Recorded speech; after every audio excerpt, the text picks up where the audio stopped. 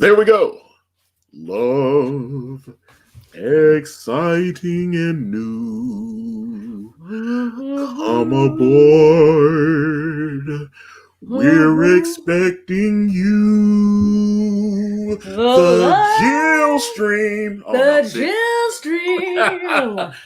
Welcome to the JillStream. This is the JillStream, and I'm not Jill. My name is Antonio Bryce. I'm a comic book creator. I currently have brand Way of the Gun. It is on Indiegogo right now, and we are very close to cracking that $24,000 mark. We're like $105, I think. $105. Oh, wow. And we're very close. So that should happen. Interesting. Yeah, 100 and that's not that far away at all. That's what I'm saying. At all. Yeah. So nice. Shipping the books out, getting them. I took another shipment to the post, and I am currently preparing the next shipment to go out. So we're getting. How many do you do in a go usually?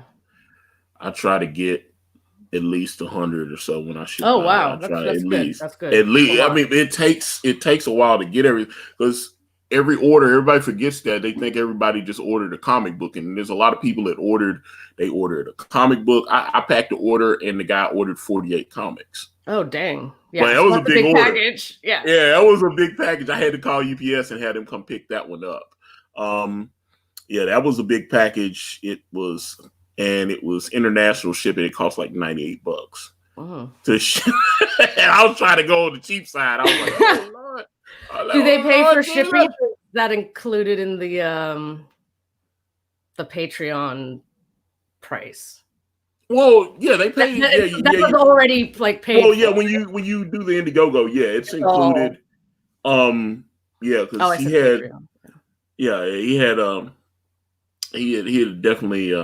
he had definitely spent more than $98 on the campaign. So it's like, but I was like, damn. He bought, it's like, he bought 48 copies of my comic, and I was like, okay. So then, ship some to Canada. Did that guy have a store or something? Is he going to sell them, or he's just supporting?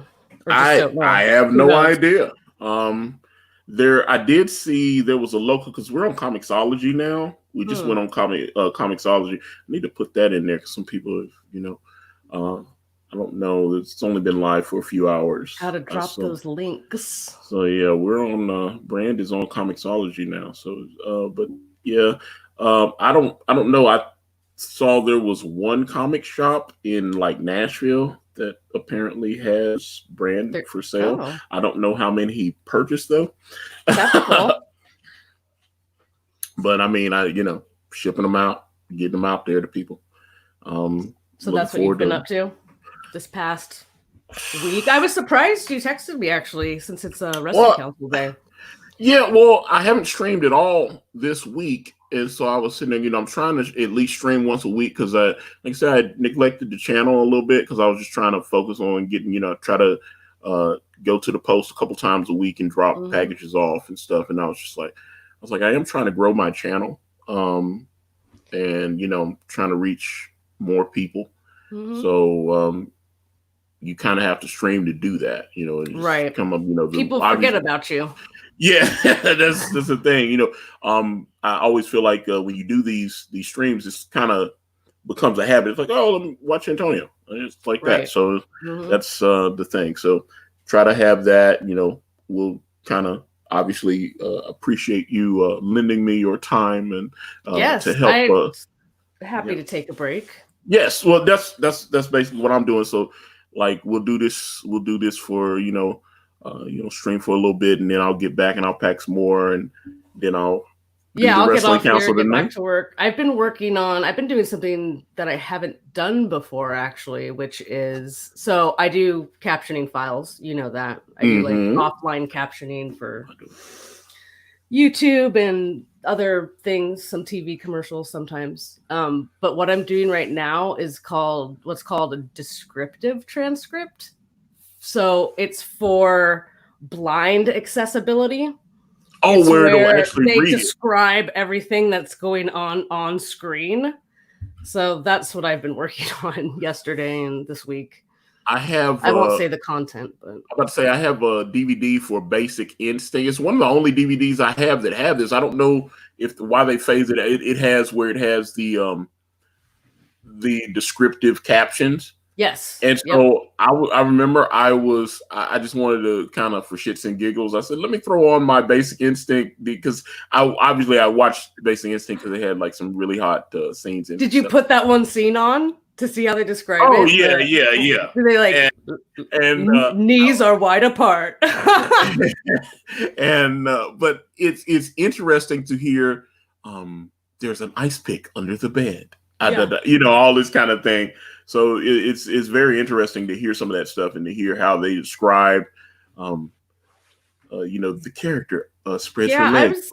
I've been thinking, like, this is the first time I've done this sort of transcript, and I'm thinking I should probably charge more for this. Are you the voiceover person on the description? No, I'm just creating the transcript. But there's a certain level then someone else will read it. Yeah. Okay. There's a certain level of creative input into it, because I'm not being told what to write. I'm creating the transcript, so we'll see what happens. I see. We'll see what happens. But you can't publicly say. Yeah, I know you say you can't. I don't want to. No, okay, that's why I was like, okay, yeah. For your privacy. Yes, yeah, I understand that. So yeah, I can be hired. People can hire me. I'm a independent contractor, so like wrestlers.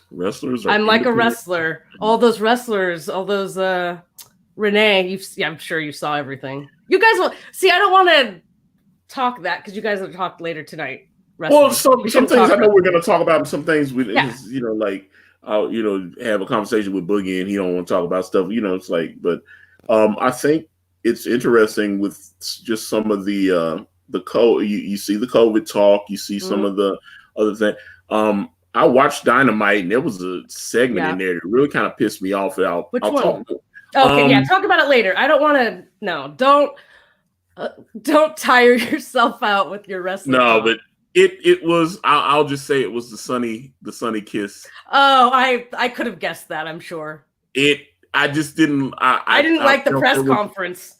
Yeah, I didn't like the press conference stuff too. But the sunny kiss one, it had a clear agenda, I felt, but we can discuss that a little more tonight. Yeah, you'll talk about that later. There's a little tease for everyone. So So 9 p.m. Eastern Standard Time on the Talking Balls Network, the 40th episode of the Wrestling. You guys have done 40 episodes? We've done, and that's not including the live streams. What? I don't even believe that. I think we've done like another 4 or 5 live streams as well. So that's what I'm saying. We've done. This is just the podcast episodes themselves, and then not to mention me and Boogie have done a couple of like short. We did one on Matt Hardy. We did one on Jim Cornette. Cornette. Yeah, so we've done a few. You guys might have to do an update one on Cornette. Well, that's actually interesting because we're probably not going to talk about Cornette as much tonight because we touched on him last. But that was kind of interesting. He talked about. He did 2 episodes of the drive. He did a special 1 hour and like 10-minute episode, and then where he addressed the accusations. Yeah. The person that sent out the accusations deleted their Twitter or whatever. Really? Yeah. Oh, that's interesting. Yeah, it was interesting. If people started going in on it. But I mean, it was interesting because Cornette, obviously he denied all the allegations, but he did say that him and his wife like to have fun with They're a little people. Freaky or whatever. They like to have fun. The hot tub parties. So they like to have fun. Yes, as long as it's all consensual, hey. Okay, hold on. Yes, they are still shipping. And I am happy to add yours to the outgoing pile if you contact me. I've noticed you guys like to hop into, I haven't got my book, and you never contact me. So that always looks funny style. My DMs are open. Email, I'm easy to contact. Send me an email. I will make sure your book goes out in the next shipment. Now let's see if you actually because I noticed you guys like to hop in and troll and say you ain't got nothing, then you don't contact me.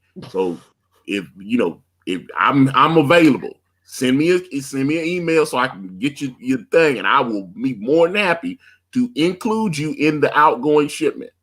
So are they trolling or just really excited? I have no idea, but it always looks real funny style because I go live and they go, I ain't got my book, and then I go contact me.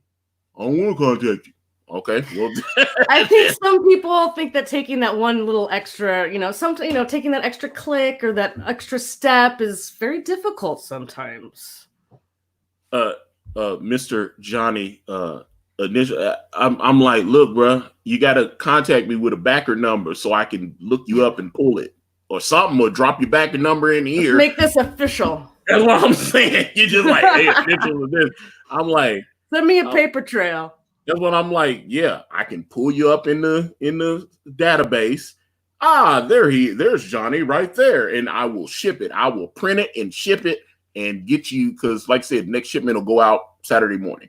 You want people to have the books, obviously. Yeah, it's not like you don't want them. Yeah, that's what I'm saying. I'm trying to get all the books out, but like I said, I notice people show up in the chat and then they go, "Hey, I don't have my book," and then I go, "Contact me." I don't. And I'm like, "Why are you not contacting me? You obviously showed up to the chat and then you let me know you ain't got it, so you want it. Holler at me. I'm not hiding." But look what's happening. They're getting a reaction out of you. Look. But I'm like, I'm right here. You're reacting to it.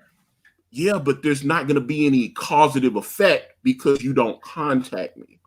That's what I'm saying. Like, but if they are just doing it to get under your skin, it's working. No, I'm just saying I'm happy to send the book with the next shipment. I don't know where you are, because someone contacted me and they were like, "Well, I don't have it." And I looked, he sent me the backer number, and I'm like, "Dude, you in the 2000s. I've shipped like 1,000 books, and so I haven't even gotten to you yet. You're like in the 2,400 range." Patience. So you want it. That's why I'm like, that's what it is. I'm happy, but like I said, I'm happy if I know who you are. I will pull the book and pack it, and that'll be the end of it. So there you go. So I'll either get an email from Johnny Asshole or DM, or I won't. But I'm not. No offense, Johnny. So, but I'm gonna. Yeah, if you want it, holler at me. I'm not running. I got plenty of books. I'm more than happy to make sure that I don't know where you are in the order, but I am more than happy to go ahead and pack Johnny Asshole's book up and ship it out to him. Well, that's his name.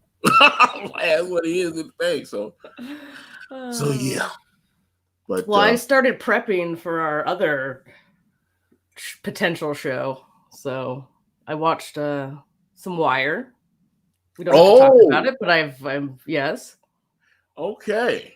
I definitely want to do the Wire. Should we be starting with the Wire in this climate right now? It's very I mean, you've seen it. Well, I've seen every episode. The Wire was very interesting because it came out right after 9/11. In fact, they addressed some of the 9/11 stuff in that first with season. The FBI, yeah, because they're trying to, totally, yep. Yeah, so it was, I was very, Homicide: Life on the Streets. I love Homicide: Life on the Streets. Oh no, start with Homicide. Do you know what service? I think it's on Hulu. Is that on Homicide? Hulu? Yeah, I think it's on Hulu. It might be. I'm not sure. Yeah, Homicide. No, Homicide. I'm saying it used to be on Netflix, but I thought they moved it. A lot of those shows that were like on NBC. I have to find it because I watched Homicide: Life on the Streets. Some of the people that worked on The Wire worked on Homicide. Matter of fact, they used some of the same actors. Yeah. Matter of fact, in season 5, where they did the newspaper, they were covering the newspapers. Mm-hmm. And the black reporter that got demoted, he was one of the detectives on Homicide: Life on the Streets, and he was also a director. He directed several episodes of The Wire. I think he directed at least 1 or 2 episodes every season for a couple years. He also directed episodes of Oz. That was another show that. Okay, that leads into a question I had. Then, I mean, I know we're not really doing The Wire right now, but Right. The Wire was the type of was the show that a lot of those actors are real people, right?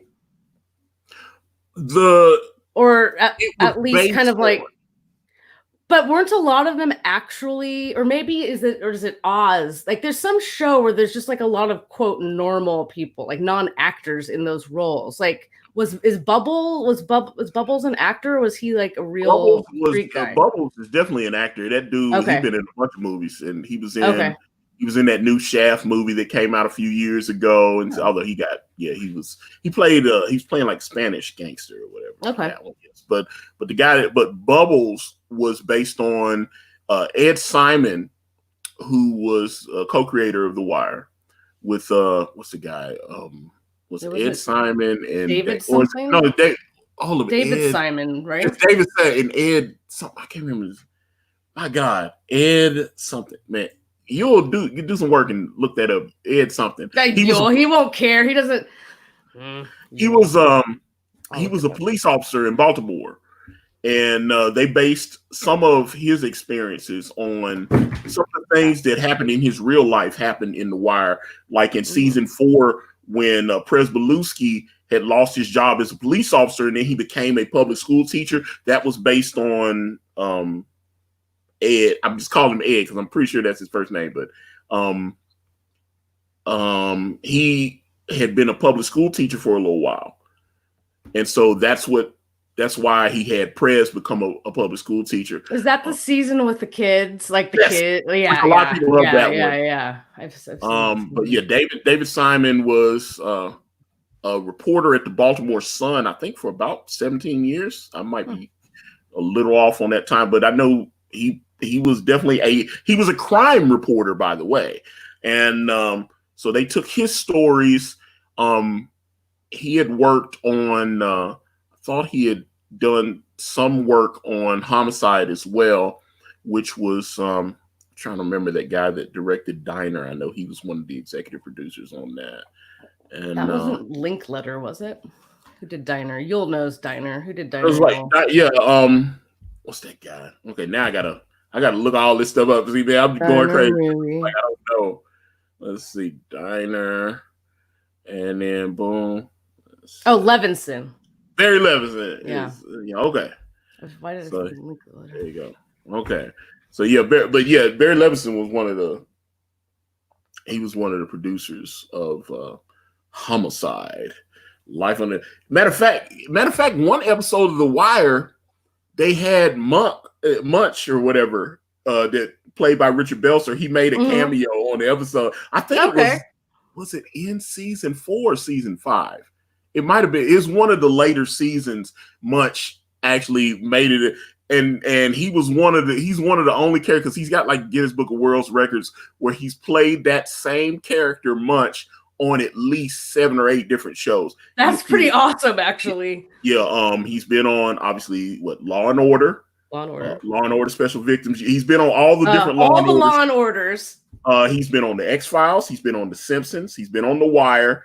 He was on some other show on UPN. Munch was on the X-Files? He made an appearance on the X-Files. You remember what, like, in the later season? Was it in the later seasons? Or the earlier seasons? I'll look that up later. I haven't seen every X-File episode. But Munch has been on, he's got like some kind of world record. He like Richard Belzer has portrayed that character on at least 7 or 8 different shows. And it had never been, but all the Homicide shows. He's been on all the Homicide shows. He's been on the X. He made an appearance on it, which I remember watching that. He was on the X-Files. Let me see. Let's see. X-Files, the Men in Black episode. Okay, so that's yes. So Munch was on there. But either way, I saw it. I used to be, although the rebooted X-Files, I didn't watch the rebooted. I watched the first season. I tried to get through this. I need to go back because I feel like I'm not completing everything. I watched a lot of the. I think I watched that Robert Patrick season or 2 with Annabelle Yeah. That was. I did the last watch season. those, but it's not the same. And then they had to bring David Duchovny back because they were like, David Duchovny's like, I'm out. I don't want. He thought he was gonna be a big movie star. Right. It didn't quite work out. Please. And then you find out that he's a sex addict, and him and his wife got divorced, and all that. He was married to Taya Leone. Oh yeah. And right. which she made a cameo. She made an appearance on the X-Files, when they got married or whatever, They got well, I mean, hell, 20 years ago, the kids probably shaving and stuff now. So it's like, Jesus, might be like close to 30. Wait, how old am I? Yeah, 20 years ago. Yeah, but yeah, Man, over 20 years ago. They were together That's crazy for about. To think about. Yeah, but yeah, Taya Leone, they were doing the thing where they were portraying. They were trying to do like X-Files, the movie, on the TV show, and like they showed up on a film set. Okay. Taya Leone was playing a character that was pretty clear that she was supposed to be Scully, and then it was that kind of thing. It was like it was alright. Well, there was like hold on, let's see what you were saying. Belzer was on Tommy Westphal, as much or just as Belzer. Because Richard Belzer was in Scarface, which I watched Scarface. I watched Scarface like 50 times. I love gangster movies.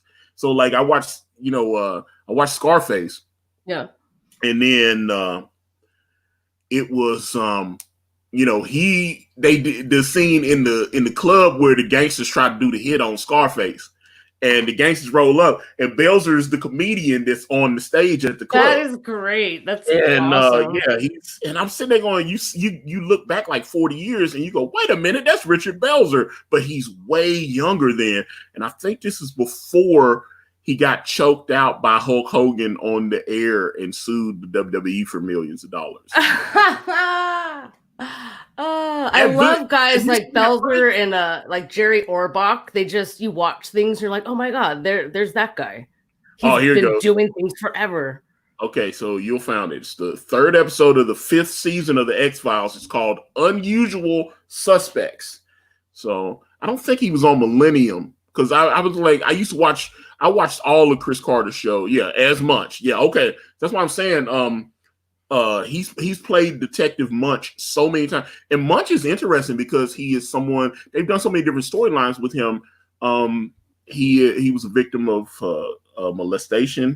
They did it. They did all. That's right. Yeah, I haven't watched a lot of that in such a long time. I was all you on. You can't even find regular Law and Order. Like Law and Order, just plain old Law and Order, doesn't stream like anywhere for free. It's not on Peacock. I don't. What is that? That's NBC.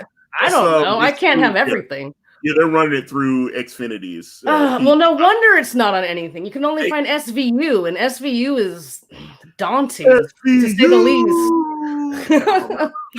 That should be the new theme song. They should. Oh my god! For some of you wrestling council fans, have Mariska Hargitay and like, woo. Yeah. I'm trying to remember who her mom was. Her mom was her dad was fake Marilyn Monroe. James Mansfield. Yeah, James Mansfield.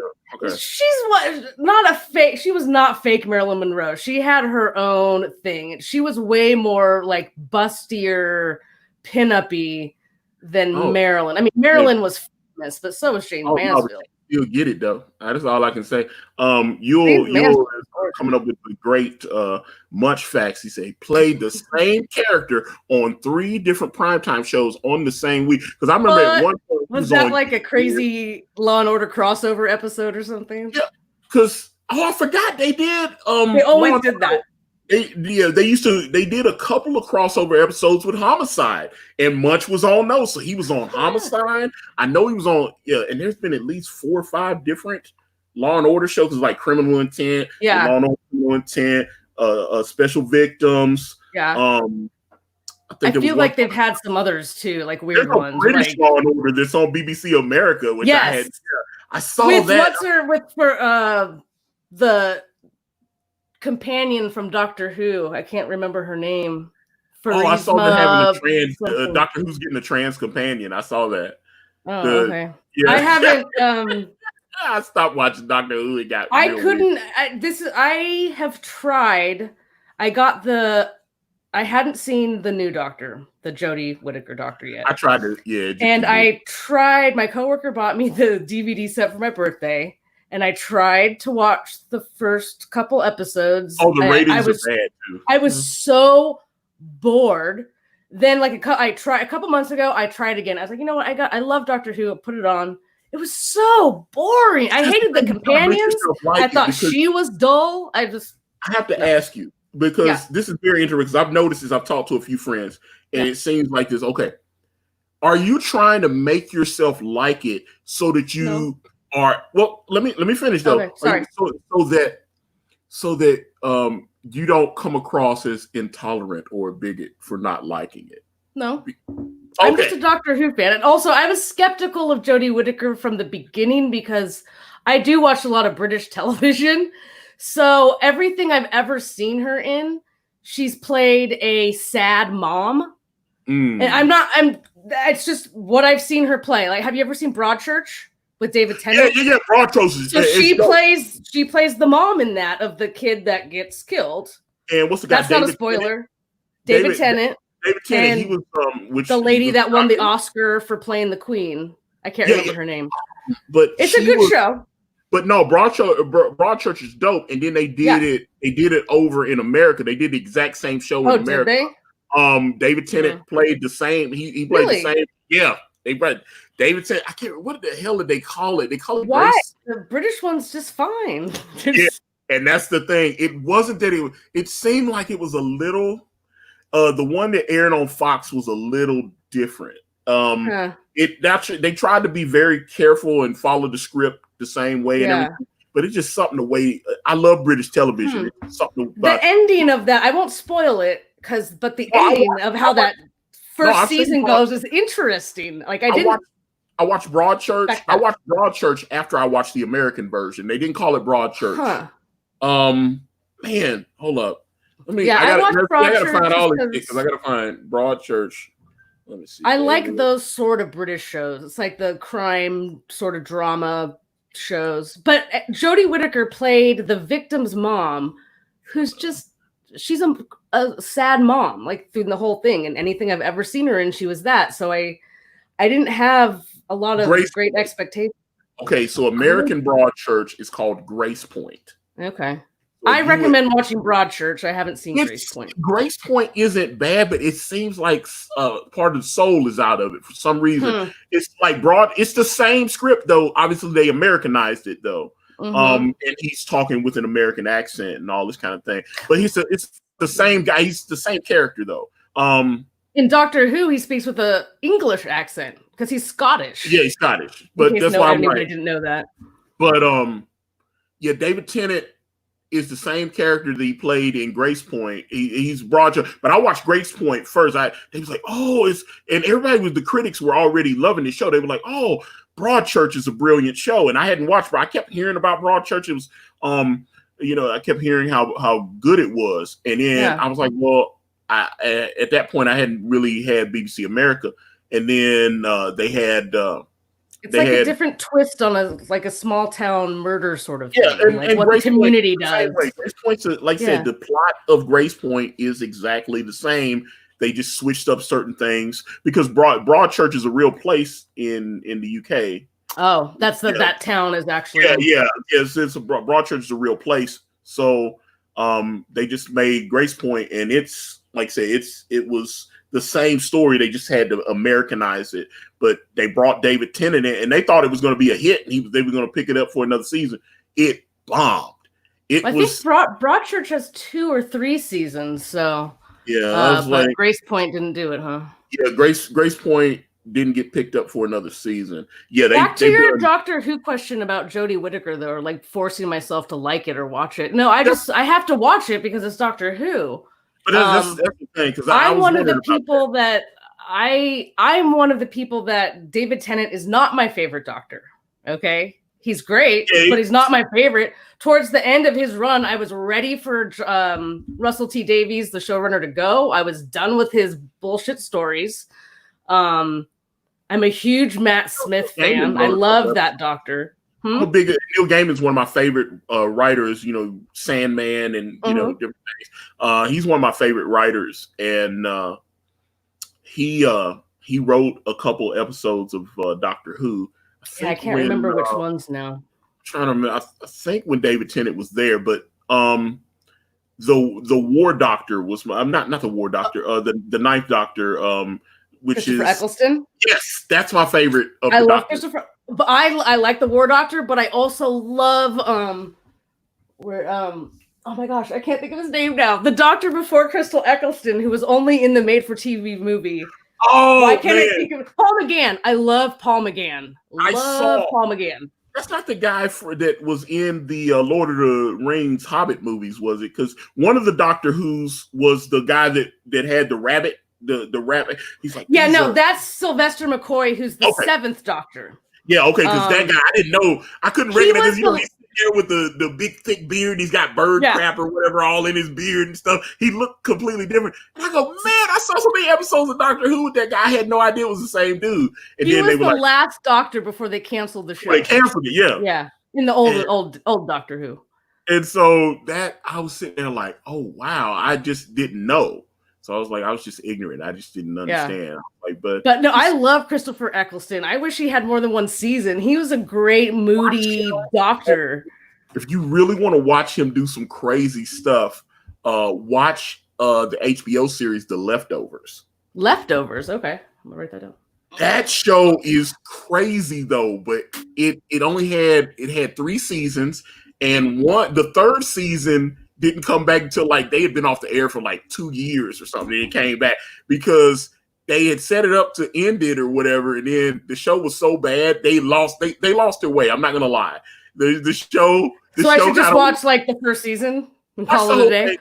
Okay. And,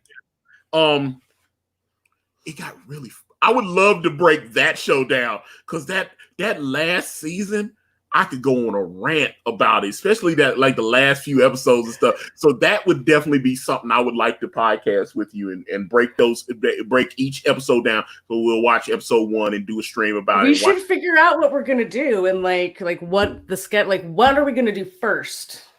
Because that's what I'm saying. I really want to talk about that because I definitely think The Leftovers, especially that last season. I'm trying to remember the young lady that was in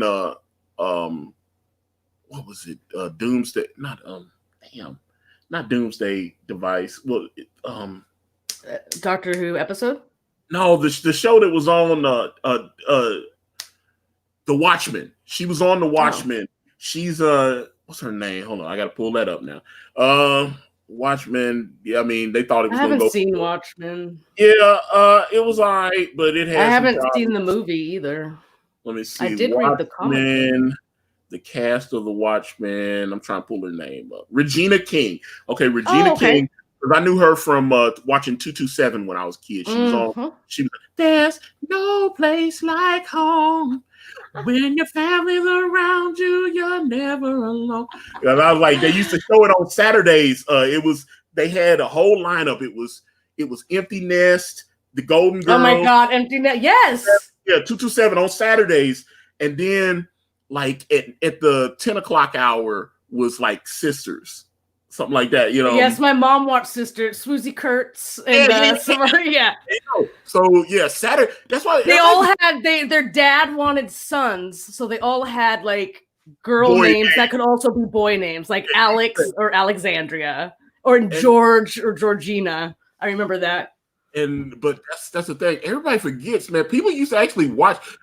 Now, like when they want to bury a show, they put it on Saturday nights and stuff. But people used to watch TV on Saturdays. Saturdays was a strong. NBC used to dominate on Saturdays, and like I said, Empty Nest was a strong show for NBC. But wasn't Golden Girls Empty Nest was a Thursday show?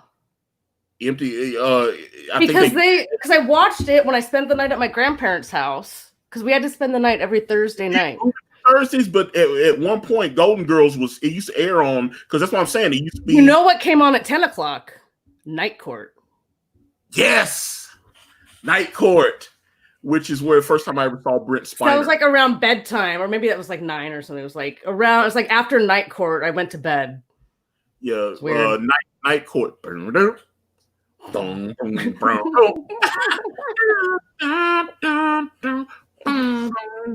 Marsha, miss classic sitcom songs. And do they have jingle writers anymore? I'm sure they exist. Well, I mean, obviously, I want more jingles and jingle writers. So there's still people that compose film and television, obviously, television industry. So they, I don't know. Like when I watch, it cuts into commercial times now, though. They don't want theme songs and stuff. Like that's a waste of time. I've been wanting to watch that guy that was on Luke Cage. I can't remember his name. He was the guy that played Luke Cage, and now he's on that CBS show called Evil. Oh. And it's kind of like X-Files. He's a minister. He's a minister, and he's partnered up with this young lady, and I guess she's supposed to be the skeptic. You know, I guess it kind of it's Mulder and Scully, but he's a minister, and then she's like there, you know, and then they go on adventures together. And is it any good? Like, you know, all of a sudden somebody's like, "Oh, this guy might be a demon for real" or something. You know, it's interesting. I've only watched a little of it. I've been wanting to get into it because I like that guy. I think his name Mike Colton or Mike Colton. Something I'm trying to remember. But Luke Cage is pretty good. I hope to see that. Now they're saying that the Netflix rights are reverting back to Disney, so that maybe they'll be able to get like Daredevil. Like Daredevil on Netflix was dope. So yeah, I liked it. Yeah, Daredevil was dope. Iron Fist. I'm not a Jessica Jones fan though. Jessica Jones. It was boring to me. David Tennant as Purple Man. Yeah. I give it that. Second season was god awful. No, I didn't even make it that far. I have not watched the third season because the second season was so bad. She just wasn't very compelling to me personally. But I mean, I know other people liked her. That's fine. I don't know. It just I just thought it was kind of boring. Did you watch Defenders? No. I thought Defenders was good. It kind of pissed me off though because they had already set it up that Luke Cage and Jessica Jones had sex, and then they just kind of touched on it a little bit, and it's like because they're married in the comics, so it kind of I was like I wanted them to be together, like to see like it like they're not together now, but this obviously will progress. Yeah, because they're married in the comics and they have a baby. You know what I'm saying? They actually have a child together. So I was like, so they did, and I mean, it was a hardcore. Netflix did not skimp on the sex scene. I mean, there was a sex scene where they were attacking each other. They actually broke her bed. They were going at it so hard. Well, they are superheroes. That scene in Jessica Jones where her and Luke Cage were getting it on, because I mean, she's got super strength and he's got super strength. They were in there just pound. She's on top of him, riding him and all this, boom, and then the bed's breaking and all that. I was like, ooh, they went in. But the problem was Jessica Jones was like really a slut. She was sleeping with so many guys. She was just randomly falling. Must we call her a slut? Do we know how many women Luke Cage was sleeping with at the time? They only had him sleep with like 3 girls on the show. Oh, okay. That's not slutty at all.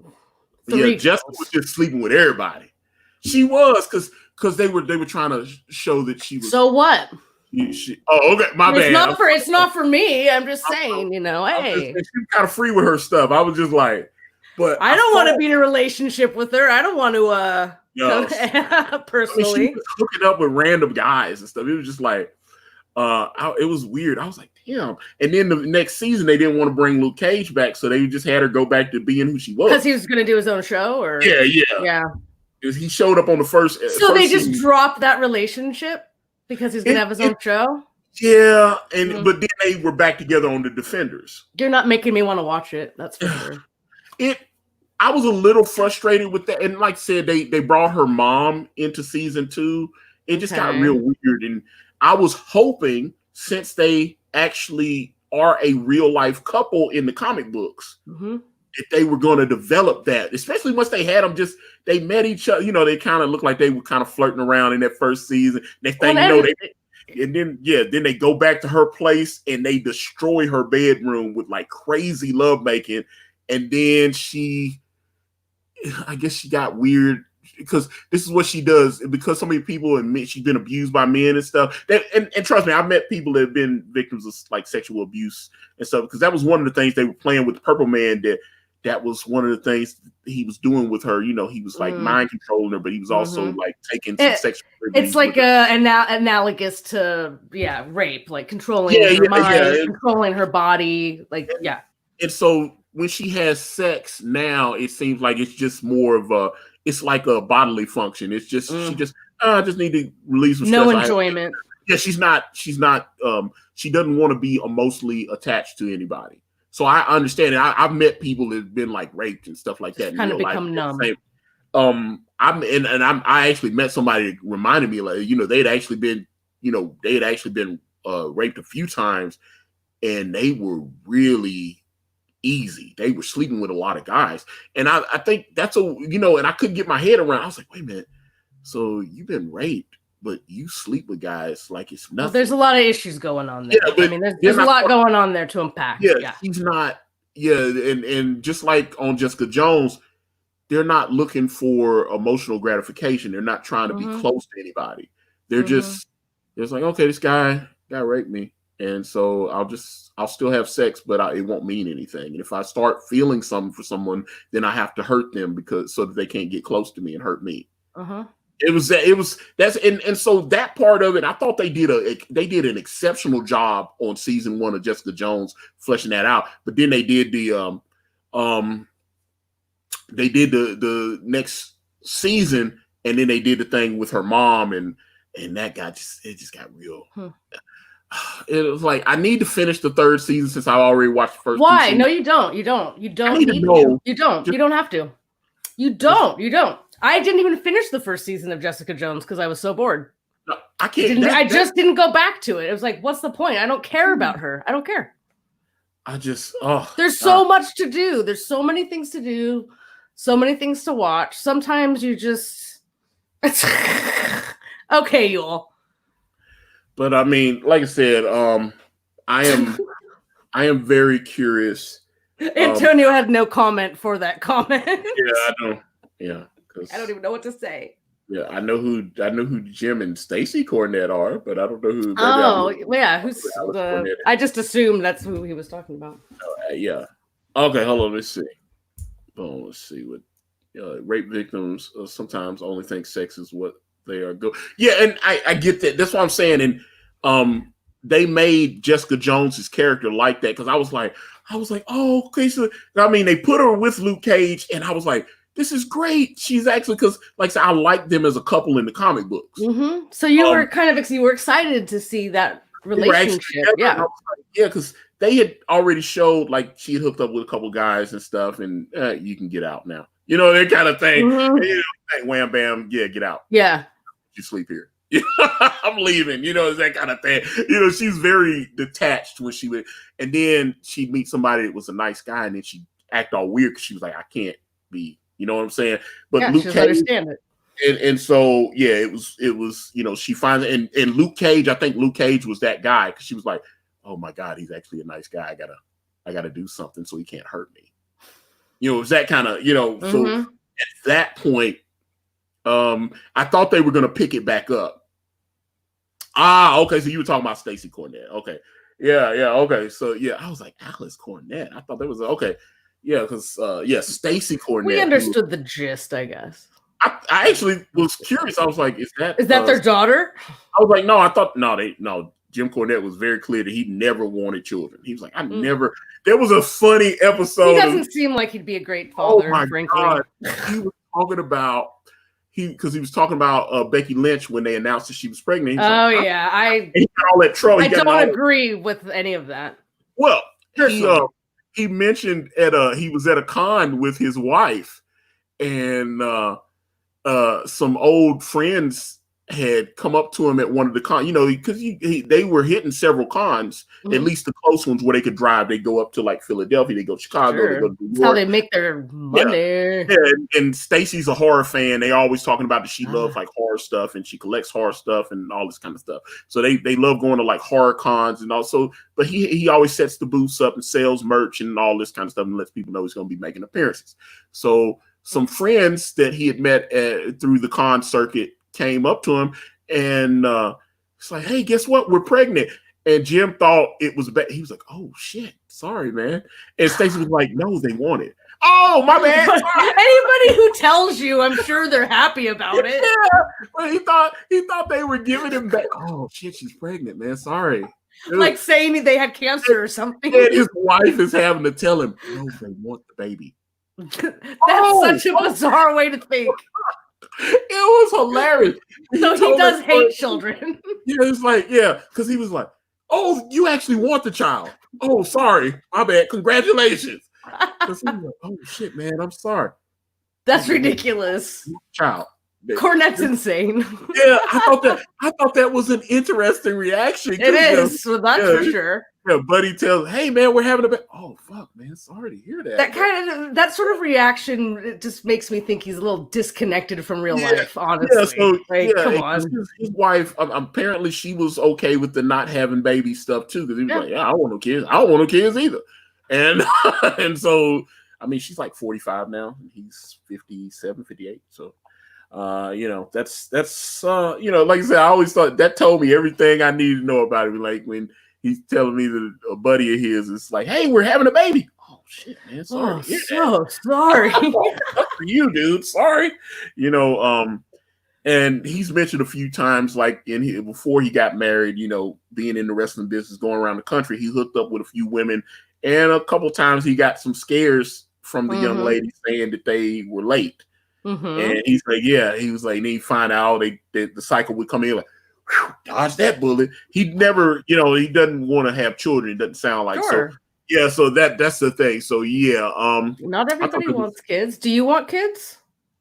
I used to think I wanted children, and I'd go to my friend's house, and their kids were so fucking annoying. And I would be like, And I remember my ex-girlfriend actually said, you told me you wanted kids, and then every time we go somewhere and they got kids, you're like, why can't they put those children on the leash?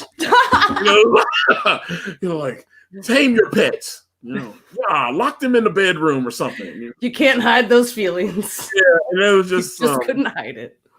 Well, yeah, okay, let's see. What about at least Jim knows he should be. Hey, and that's the truth though. Exactly, it's true though. That's the truth. Not everybody should be a parent. That's just the truth.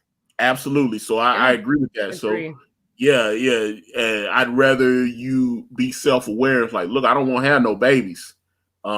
So you get somebody that's like-minded. So Stacy apparently doesn't want to have kids, and Jim doesn't want to have kids, and they've been together for like 15 years. So sounds like me and Yule, really. Yeah, that's why I was like, why aren't you? You actually seem like you'd be a cool mom.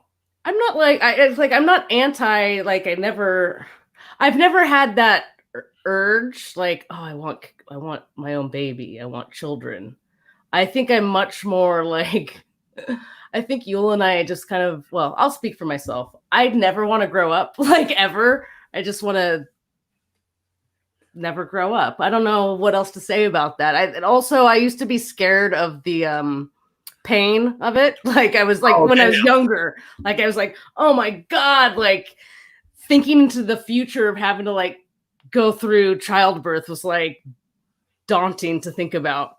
I don't know. It just never happened. And life moves on, and I love my nephews. I'm glad my sister had kids. I'm very happy she had kids. You realize, I mean, hell, they got women having babies at like 48, 49 years old. I can't imagine. No.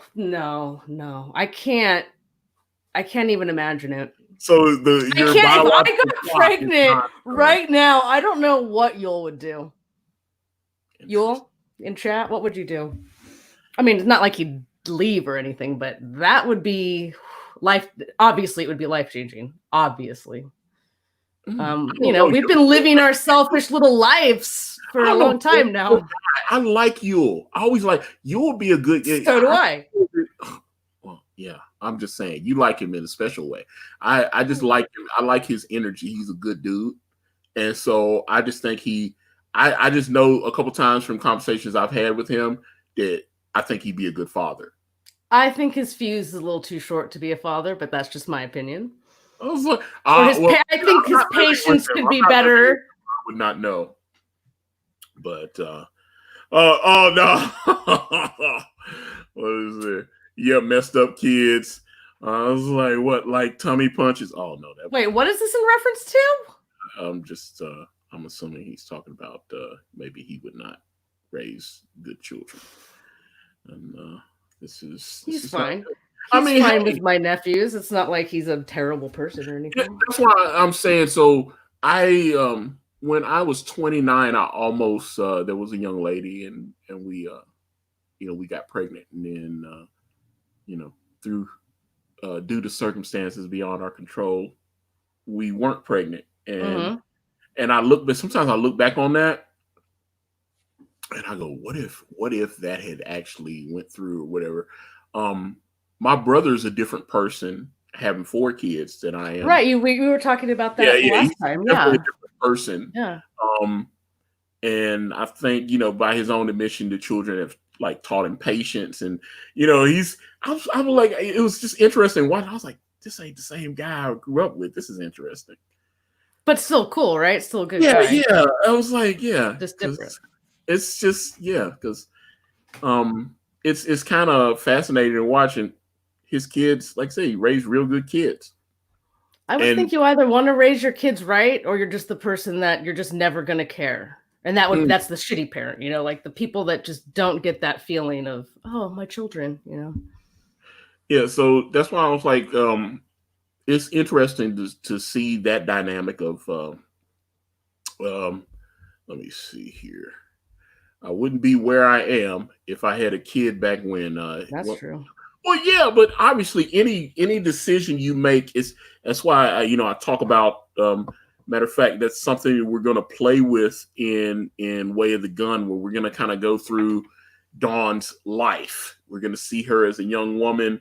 We're going to see her, present day, and then we're going to see her in the future, where things are about to happen and her life is changing. So I like to go through that and see the different facets of her life and kind of explore that. Really proud of how the book is turning out. It looks really cool. Pages are, Kanan's turning in pages at a decent rate. They're never good enough for me, though. I was like, really? 10 pages every week or whatever, Oh, you mean never good enough? Like you want more pages? Like the content wasn't good enough. I was like, give me like 2 or 3 pages, and I was like, hey, you could give me like 5 pages, that kind of thing, But every page that I get from looks incredible, though. So I was like, wow, that page looks great. Oh, wow, look at that. Oh. And I'm like, I wrote this shit, and I'm just excited to see him draw it because he just does it. He lays it come to life. Yeah, and like I said, that's one thing, me and him have talked about a few times. He's so much more comfortable with the characters now. Because that's one thing he talked about. He was like, dude, that first book, we came up with the character designs. We had like different little sheets, character sheets. So it's like, okay, here's the design for Penance, here's the design for Horace, here's the design for David, Fat David and Alpha David. Here's the Melissa design, Dark Santana. He started coming up with all the different character sheets so that, and he was like, on some of them, he would have to go back and it's like, oh, wait a minute, what is character? He couldn't remember because there was so many characters he couldn't remember. He couldn't remember. And then now he's like, I know these characters. And so he can draw them. He's like, he's a dude. He said, that's another thing that's making the pages go a lot quicker because I don't have to keep looking. Yeah. Probably even less thinking too. It's probably just even becoming more, like you said, it's like natural kind of. Oh, he was like, yeah. He said, man, I just draw the pages, and he said I hadn't even had to look at any of the references because I know what these characters look like. And he's like, I don't have to look at the references. And there's Yul says, Brandon, definitely, it's your baby. It's your baby. Yeah, that's the thing. I was talking to a young lady, and she's like, Are you seeing anyone right now? And I said, I'm dating my comic. That's a truthful response. It does seem to, like I said, sitting here having to pack and do all these kind of things and just. Did she ask you if you're exclusive or what can you date? other comics and women at the same time. I told her I could get a hall pass. I told her I could get a hall pass. I was like, yeah, but she owns a business too. She does like kind of custom bakes and stuff like that. I actually wanted to have her do some custom, like some cupcakes or something for me, where you know, because she did some kind of rice paper that she uses. Some edible stuff. Yeah. It's and they can print, like, she showed me some samples where they can print like a corporate logo on like cupcakes and cookies and stuff like that. And so I was like, oh, that's cool. Somehow she's able to, you know, and everything's edible. So it's like some kind of rice paper. She made some like Hennessy somebody was throwing some kind of party. It's probably a computer program or something. Actually, you know, like a thing that, yeah. But she could probably put a picture of I saw, because she got all kind of photos where like somebody's having like a wedding anniversary and it's them and their spouse, and they're on the cake and she can put them on there and stuff. Like, she can do all that stuff. And so she was like, I'm real busy with my, you know, so it's kind of interesting, because she was like, oh wow, you really doing it with the comic and all this kind of thing. And I was like, yeah, you know, this is, I want it to be successful. I want to, of course. And I worked with this. Oh, sorry, Antonio. Go ahead. No. I was just saying it's kind of interesting, because I was like, she's super talented. So I was just like, oh wow. You know, I'd like make cupcakes with like horse and pennants on them or something like that. That'd be kind of cool. I was thinking pennants. That'd be like perfect. A perfect little like image for a cupcake. Well, Horace is like sinister. I'd have to have Kanan like draw a bunch of different. I was like, okay, draw like a headshot of Dark Santana, draw me Horace, draw Dawn, you know, she could put all the different characters on the little cupcakes and cookies and stuff. Because I mean, she can do it. She could take, like I said, when I saw the little samples, she's got a Instagram and stuff set up and all that. You can see the different, and she can actually ship it to you around the country. At least she can ship you like custom. You could order cupcakes and she could have them shipped to you, you know, that kind of thing. So it was kind of cool. I was like, damn, I didn't realize you was doing that. Okay. I worked with this guy who, he was a CG artist, and he still is a CG artist, but he did side gigs all the time, and he got hired to do an animated cake. So like this couple wanted this to have like animation like projected onto this like, you know, white cake. So it had all this, I forget what exactly he animated on it, but yeah, that was a lot of hard work. I hope he got paid well for it.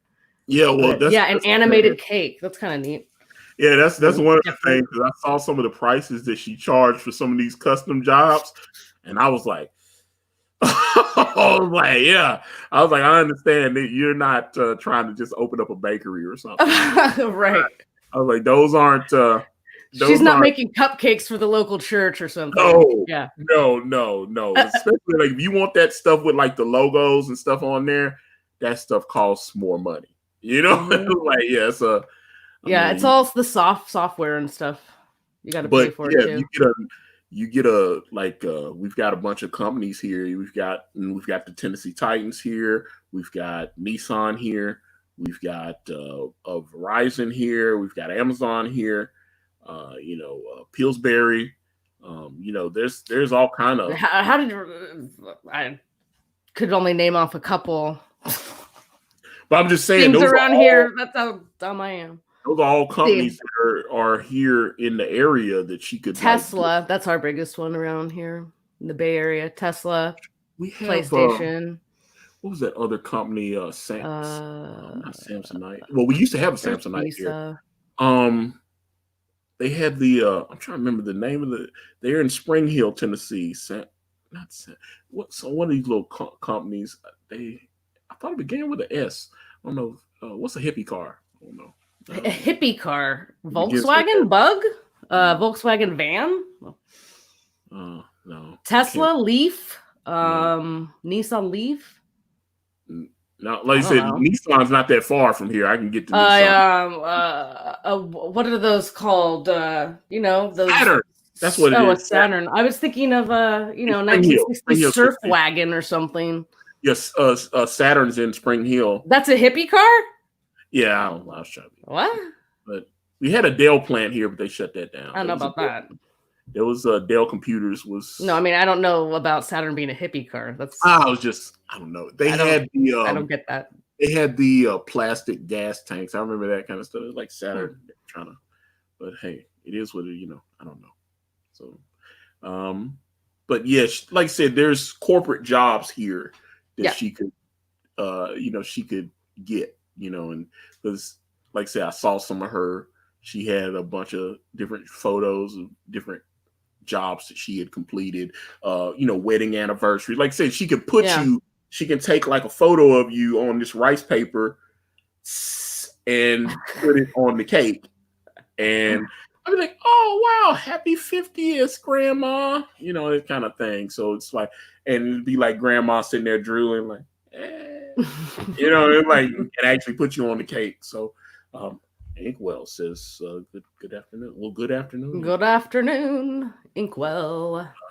Neo yuppie. Yeah, I was like, not a hippie. Yeah. Okay. Yuppie. Okay. Hippies, true hippies would be like riding their bikes and shit. I mean, if we're really being hippies, but so there you go. So are hippies real anymore? I mean, really? Oh no, hippies are definitely real. Hippies, they're around. I don't know. I was it's a different generation, though. They're not really. I was a little trepidatious of Yule because I was like, "Uh-oh, is Yule a hippie?" See, that's the thing. When you say hippie, like, what do you mean? Like, to me, like, that's an older generation, especially in Californians. Like, I can look at somebody and go, that's a hippie. Somebody my age would never be a hippie because we didn't live in that era. We weren't born in the 60s. Yeah, but see, like, I'd like, from talking to Yule, I've never heard him talking about, like, not working for a living, expecting people to take care of all the stuff. Is that a hippie thing, or is that? I mean, that's just like a. Once we start, hippies always say it. I was like, yeah, I'm not, I don't know what you think of us, man, over here. Like, you've got a lot of assumptions. You've got a lot of assumptions. I talked to you, and then I was like, oh, this guy actually works for a living. Yeah. Do you think people from California don't work or something? Y'all got a lot of hippies out there, though. Y'all got a lot of that. But they all work. Like, we're all like, people work. Oh man, the government. Down. Those are like things you hear. That's not reality. I mean, of course, there's always people like that in everywhere. Everyone thinks we poop on the. They do. I'll tell you a poop story. Want to hear a Berkeley poop story? There was a video someone shared on Instagram a couple weeks ago. Someone in New York actually took a dump on the street and they just kept walking. People are nasty. Yeah, it was crazy. And I was like, I had a couple questions though, because I was like, okay, because this person looked kind of like a street person. And I mean, they were standing. It's usually a street person that's doing something like that. Yes. And they dropped their pants and took a dump right there, and then they just pulled their pants up and walked away. But I was curious about the person that was filming them. I was curious about that. I was like, why? This one thing about this modern era that we're in, and it was like, oh, let me film that. Yeah, let me just whip out my phone. And yeah, someone, like I said, someone shared it on Instagram, and then more people started sharing. It was going. I was like, that's interesting. So I worked at Berkeley, at Tower Records in Berkeley, which was off of Telegraph on Durant Avenue, for a long time. And a lot of homeless people, a lot of street people. There was this one guy in particular. I can't remember what we called him. We had names for everybody. He would walk around with a couple jugs. Okay. Big old, like milk jugs that he. Urine? Oh, no. One was filled with urine. One was filled with diarrhea, sort of substances. He would always be around. And one day when we got to work, I luckily didn't open this day. I came in the afternoon. he had thrown one of his gallon jugs of shit at the front door, so it was just totally covered in shit. Like hazmat had to come out. It was nasty. Yeah, so that happened in Berkeley. Oh, okay. Yeah. Now, tell you what happened to me. Okay, I was working. I was a manager, overnight manager at an Exxon, and we had a couple of men and women bathroom outside. We had a key. You had to take the key. Yeah. All that kind of thing. So okay, and then they would bring the key back. Oh God. Oh God. So I gave someone the key, and then they brought it back. And a couple hours later, and they just seemed like a normal person. All right, thank you. All right. So then a couple hours later, another guy says, "Hey, can I get your bathroom key?" Hand him the bathroom key. And then this person comes back. Oh God. With the most horrified look on their face. And they gave me the key back and they go, your bathroom is how can I put this? Whoever went in there before, they shit and smeared it all over the walls. They took, and I mean, you see the handprints. Mental. Yeah. But the person that did this, they returned the key to me. Or so, I guess it could be a weird like kink thing. No, because we had the video camera of, and I was like, wait a minute. The person brought me all right, thank you, have a good day. And it's like, so they did, and they smeared it all over the walls. And there's nothing on the key? No, they washed the key was clean? Yeah, they washed their hands, all that, all right, thank you, you have a good day. And like nothing. And then the next person went in there and they said, hey, this person has smeared fecal matter. He's like, you see the handprint. And when I went in there, I almost threw up. Oh, I bet. And so I just said the bathroom it was almost time for me to get off. I only had to get off. I said, I'm not cleaning that. Oh my God, you left it for the next shift? You asshole. Yeah, you asshole. It was so wrong. I know. But I was only I get it. I was making what was I making? $6.75 an hour.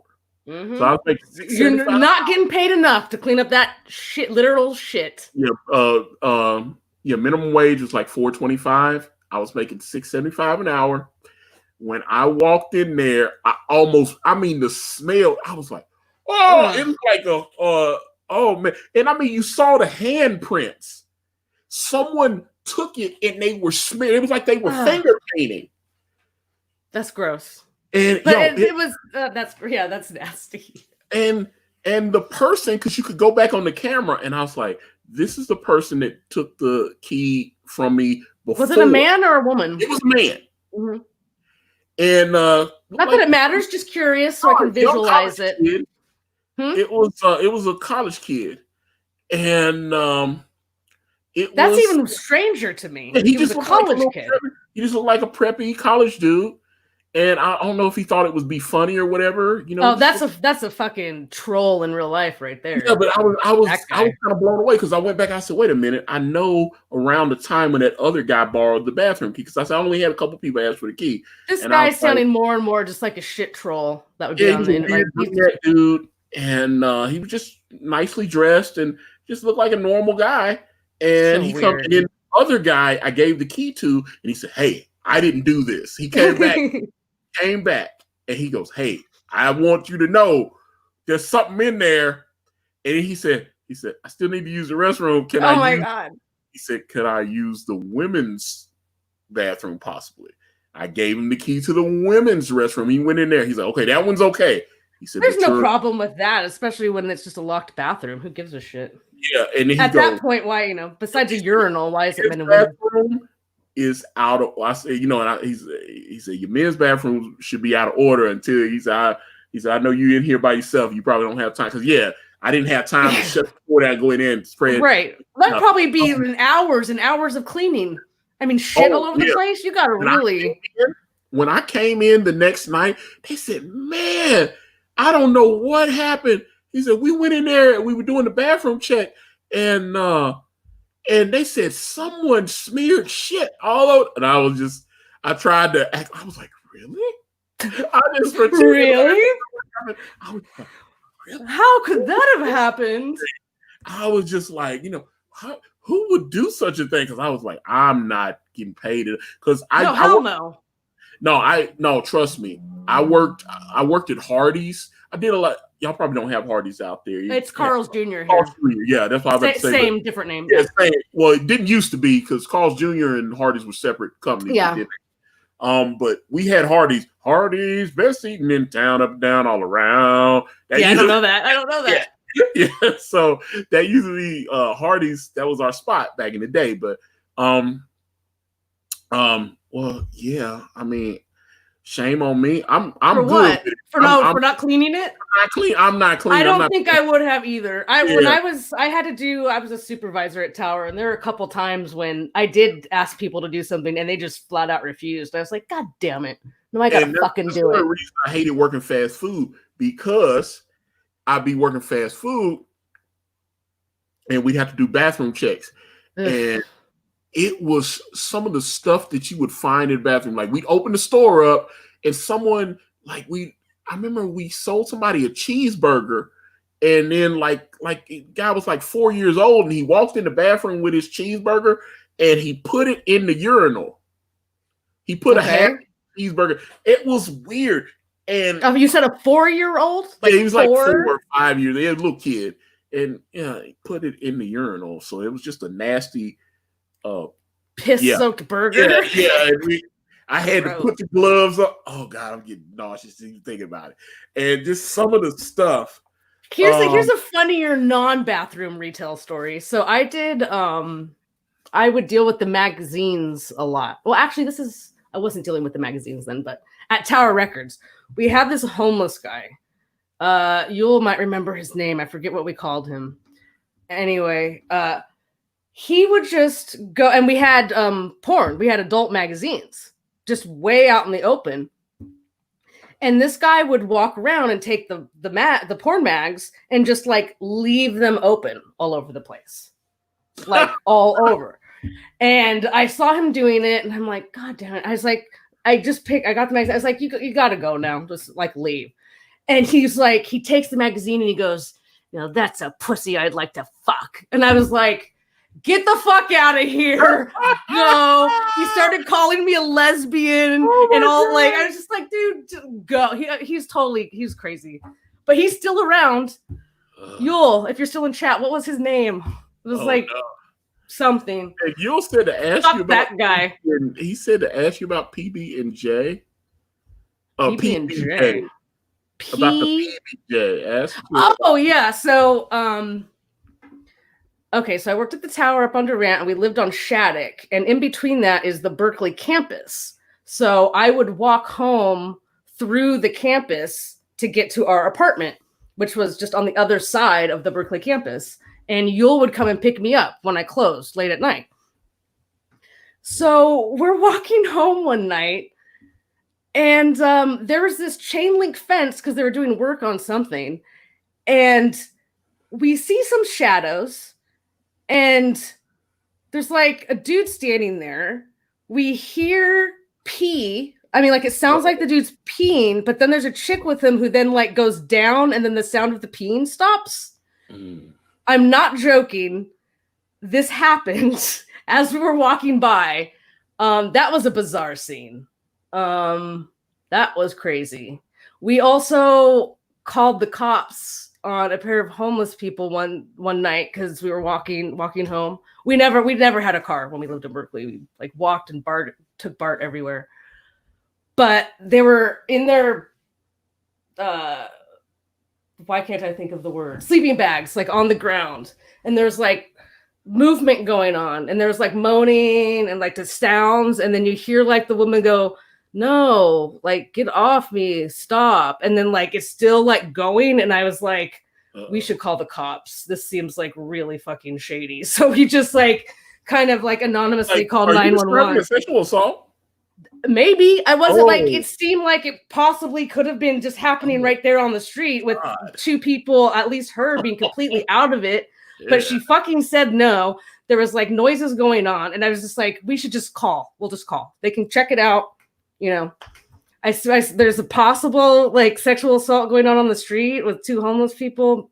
Please check it out. Twaniget. Ugh. Yes, he's crazy. Twaniget. He looks like a crazy Mark Twain. Yeah. That's why Twaniget. Mark Twain and Kurt Vonnegut. Yeah, Twaniget. Yeah, Yul says he now that's a pussy I'd like to fuck. I'll never forget what he said to me. And he said that, and I said, "Get out, just get out." He splashed chemicals on a lady's face and got arrested. Out. Yeah, crazy. No, that's the thing, man. That's one thing I learned. I worked at a couple gas stations and got held up at gunpoint. And I've been robbed a couple times. That's the worst, because here's the thing: you're selling all of man's vices at one. But you're selling like condoms and weird sex pills for people because they've got like fake Viagra and stuff. Right. Yeah. There's something called Vigor X. That we were selling, and actually it must have really worked because Pfizer actually filed a lawsuit against them. They wouldn't file a lawsuit against you unless that shit was working. Right. And I had a couple of my customers go, yeah. And I mean, it was one pill for like $10. And we sell it over the counter. We were selling that. We were selling the horny goat weed. I don't know if you've ever heard of horny. All the weird stuff you see. Is that like fake weed or something? No, horny goat weed is supposed to be. It's supposed to be a sexual aphrodisiac. Like an aphrodisiac. Mm-hmm. Yeah. It's supposed to be so horny goat weed. Like all the weed. There were a couple of like fake Viagra pills that I'm telling you, they had regular customers that would come in. It's like, yo, let me get one of them Vigor X's, and they would take it, and they would like pack of condoms. You know, that kind of stuff. So, we're selling the little 3-packs of condoms. It's like Vigor X, pack of condoms, pack of Camels. Alcohol. So we got all the different, we got like all the little like wine coolers and all the different kind of beers like Natty Ice and all the, Natty Light, Heineken, Coke 45, liquor. We got all that stuff in there. So I'm sitting there going, okay, so I'm gonna draw all the weird ills of society, and because they're stopping in. They need $20 worth of gas, pack of smokes, couple of beers, and a pack of condoms and one of those little pills. So I'm getting everything, and at that point, I'm sitting there going, so I'm just drawing it, and then we started. We actually had to take this. We actually pulled this stuff off the shelves when there was some kind of fake marijuana. I forget. There's all sorts of they actually, someone smoked it. It was supposed to be some kind of incense that you inhaled. It was and not actually inhale.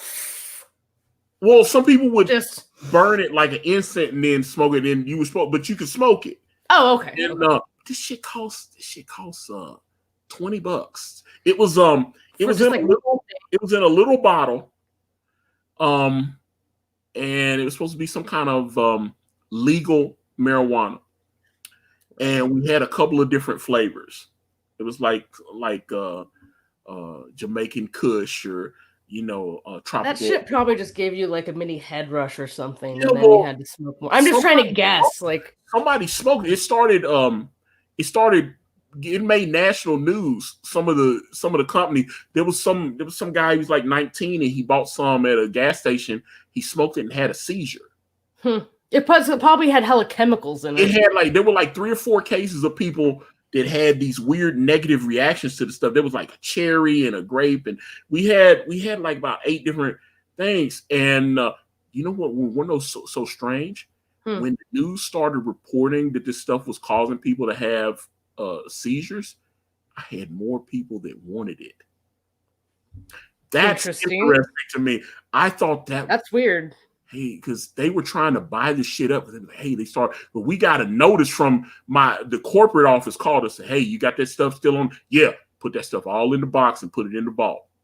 And that is bizarre. We're like people thinking they could like do like cause natural deaths or something on people? It was very interesting because, like I said, we were told, and then I had a couple of these because we're in a college town. Murfreesboro's a college town. We got MTSU here, and then I thought that was weird. The college kids, they were like, "Yo, I heard that was good shit, man. Let's get it." And I was like, "Really?" They were like, "Yo, man, what happened to that? Didn't y'all sell that?" You gotta watch out for those college kids, man. And I was like, "Look, bro. I said I have some, but it's locked up in our safe now because we have been instructed not to sell. Can't you just sell me one?" I was like, "No, bro. Sorry." Like, I'm not getting fired from this shit job for that. Yeah, because I put all of it, they had me count what I had left. It was like, because we had like 10 bottles of the different flavors. And I put it all in a bag, wrote up the little receipt thing, stuck it in there, and they were going to come pick it up and give us a credit for it. So that's what it was.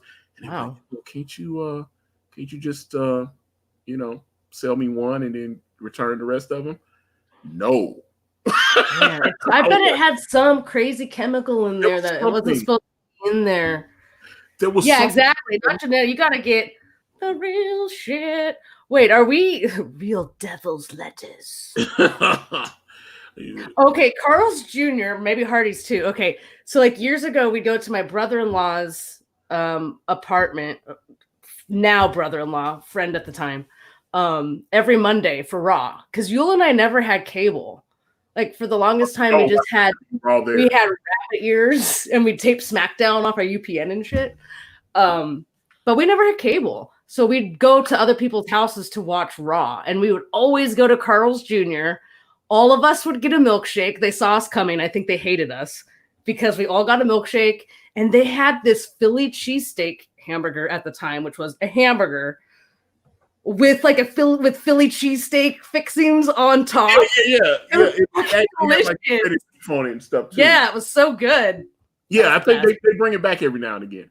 I love that. I want them to bring it back now. They got one that comes with a burger, and it's got barbecue pork on it. So it's like, they have like a whole series of, it's like 2 burgers in one sort of thing.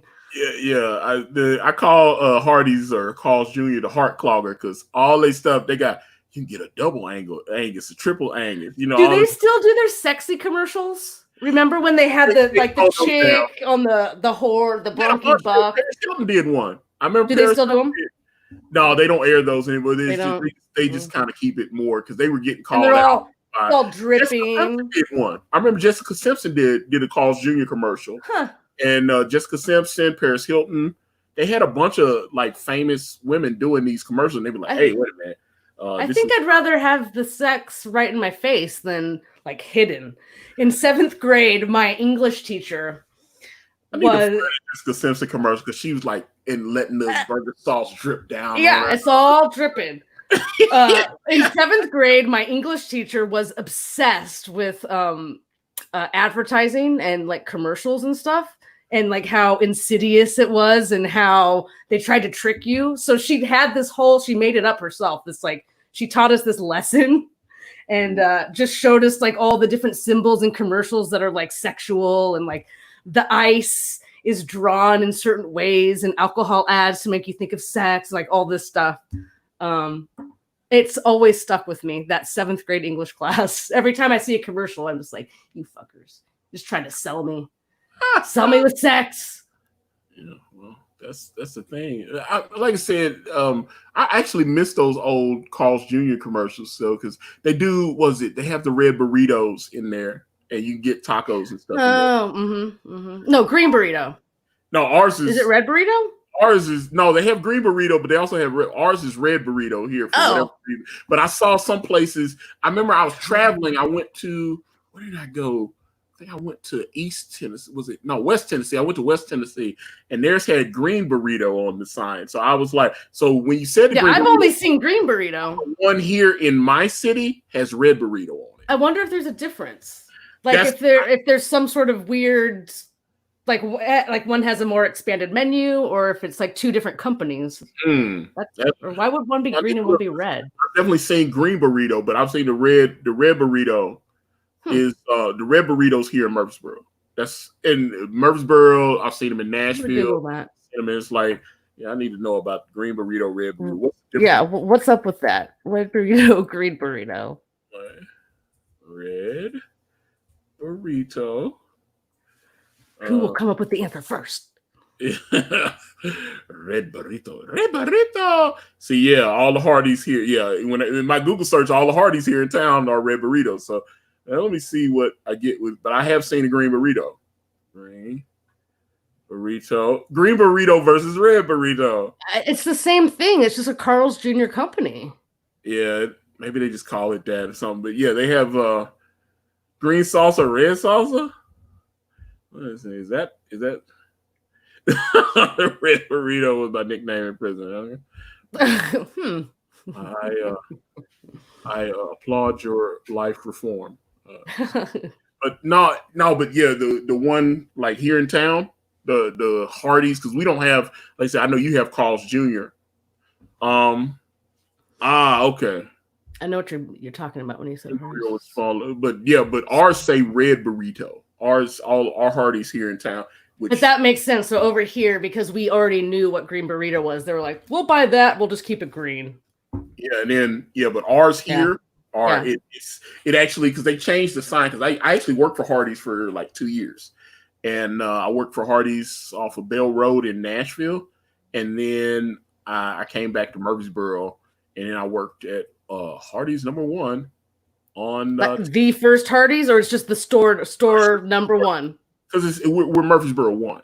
There's 4 Hardee's in Murfreesboro, so it's like okay. It's like because whenever you work retail, whatever store you're at is a certain store number. To be at store #1 would be kind of neat. Yeah, so I pick up the phone. It's a great day at Hardee's on Tennessee Boulevard. That kind of thing. Thank you for calling Hardee's #1 on Tennessee Boulevard. How can I help you? And then because you never knew. Very professional. Yeah. Well, I had to put my DJ voice on. It's like, thank you for calling Hardee's #1. My name is Antonio. How can I help you? It's good. It's very good. One time I did that, and it was someone from corporate, and they called, and I gave the phone to the manager, and they go, whoever that was that answered the phone, he did a great job. Yeah. And then the boss told me, she was like, I'm so glad you answered the phone. Like, he was so happy when you answered the phone. That guy did a great job. You're doing good there. You're doing good. He was very professional. He had a great voice. And I was like, it's like, hi, welcome to Hardee's. How can I give you excellent customer service? How can I shove a hamburger in your mouth? Yeah, it was like, would you like to try #1? It's like, so I did. They end up making me a CSL customer service leader. So it's like entry junior level management. So I get keys. I get keys to the little safe and keys to all the register. And I hated having keys. I gotta be honest. Here's I may have told this story before. I'm not sure. Stop me if I did. But we used to. Maybe I haven't. At Tower, we sold Ticketmaster. We had to know how to run Ticketmaster. Which was such an archaic, fucking horrible system. And I would have to open on Sundays. I was at Tower, and we had a Warriors on sale that day. And I woke up late, and I was the only one working in the morning as well. Like the whole thing was fucked up. I got there like 5 minutes before the store opened. There's hella people lined up outside of the store waiting to buy tickets for the Warriors. I run upstairs to the safe. I can't take out one of the tills, put it in the thing. It was horrible. I hated Ticketmaster. The worst. We had Blockbuster Music here. There was a music chain called Turtles. Turtles? I've never heard of that. Yeah, there was a music chain called Turtles. They had them all over the South and everything, but Blockbuster Video bought them out, and then they rebranded it as Blockbuster Music. Okay. So Turtles became Blockbuster Music. Yeah, but Turtles, I don't know if they still have Turtles anywhere in the country. I'm pretty sure that whole chain went out of business. Or like they got absorbed by Blockbuster Video. I remember everybody forgets how big Blockbuster was. Blockbuster was huge. Huge. You go there, every Friday, rent a movie or whatever. Yeah, but like I used to go to Turtles. I would say Turtles, the South. Turtles. The South is a different country. I got excited, Ryan Miller, because I thought From you knew about and Turtles. Antonio and I definitely live in like two different worlds, so to speak, like California and Tennessee, right? Like we didn't have totally crazy. We didn't have a Turtles here in Murfreesboro. I had to go to Hickory Hollow Mall up here in Antioch, which is a little subdivision up here in Nashville. Oh, we have an Antioch as well in the Bay Area. Antioch, Tennessee is where Hickory I Hollow don't really Mall count it as the Bay Area. Antioch, it used to be, I used to want to live in Antioch. Antioch was like the suburbs. It was where all the little upper class people lived and stuff. They had like nice little condos and stuff like that. And then they got real ghetto out there. Antioch. And any reason or just I don't know, but Antioch. Things expand, people move. Antioch became the ghetto. I was like in 1981 and 82, I was like, one day I will live here. You'd be like driving to Hickory Hollow. My mom would drive me to Hickory Hollow Mall. You'd be pulling by these nice little condominiums, and there was this huge spring fountain, and it just looked, it was nice. You have arrived. Yeah, you'd be like, oh wow, the water fountain, and they got ducks in the pond, and then Christmas would come, and you'd see all the nice Christmas decorations and all this stuff. Then you start seeing all this weird graffiti and shit, and it was like it got really bad out there. And that's why like Hickory Hollow Mall still exists. It still exists now, but it's like the ghetto now. It's like I remember a couple of years ago, I was still working at MAPCO. They ran an article in the Tennessean, the local paper here.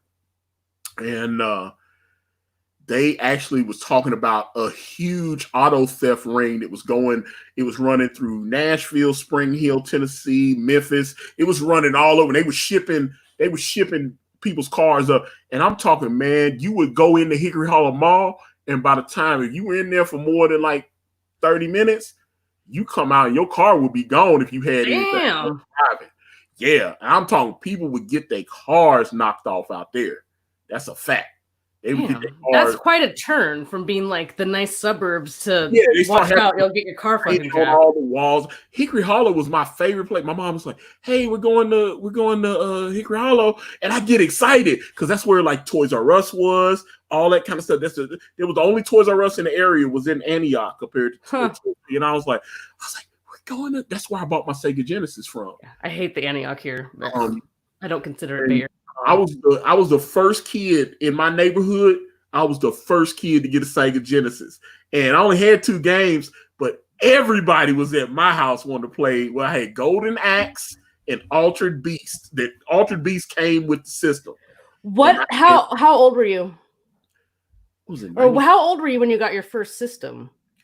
What was that? The Sega Genesis came out. Were you older or younger? I'm trying to think. I guess I was like 16.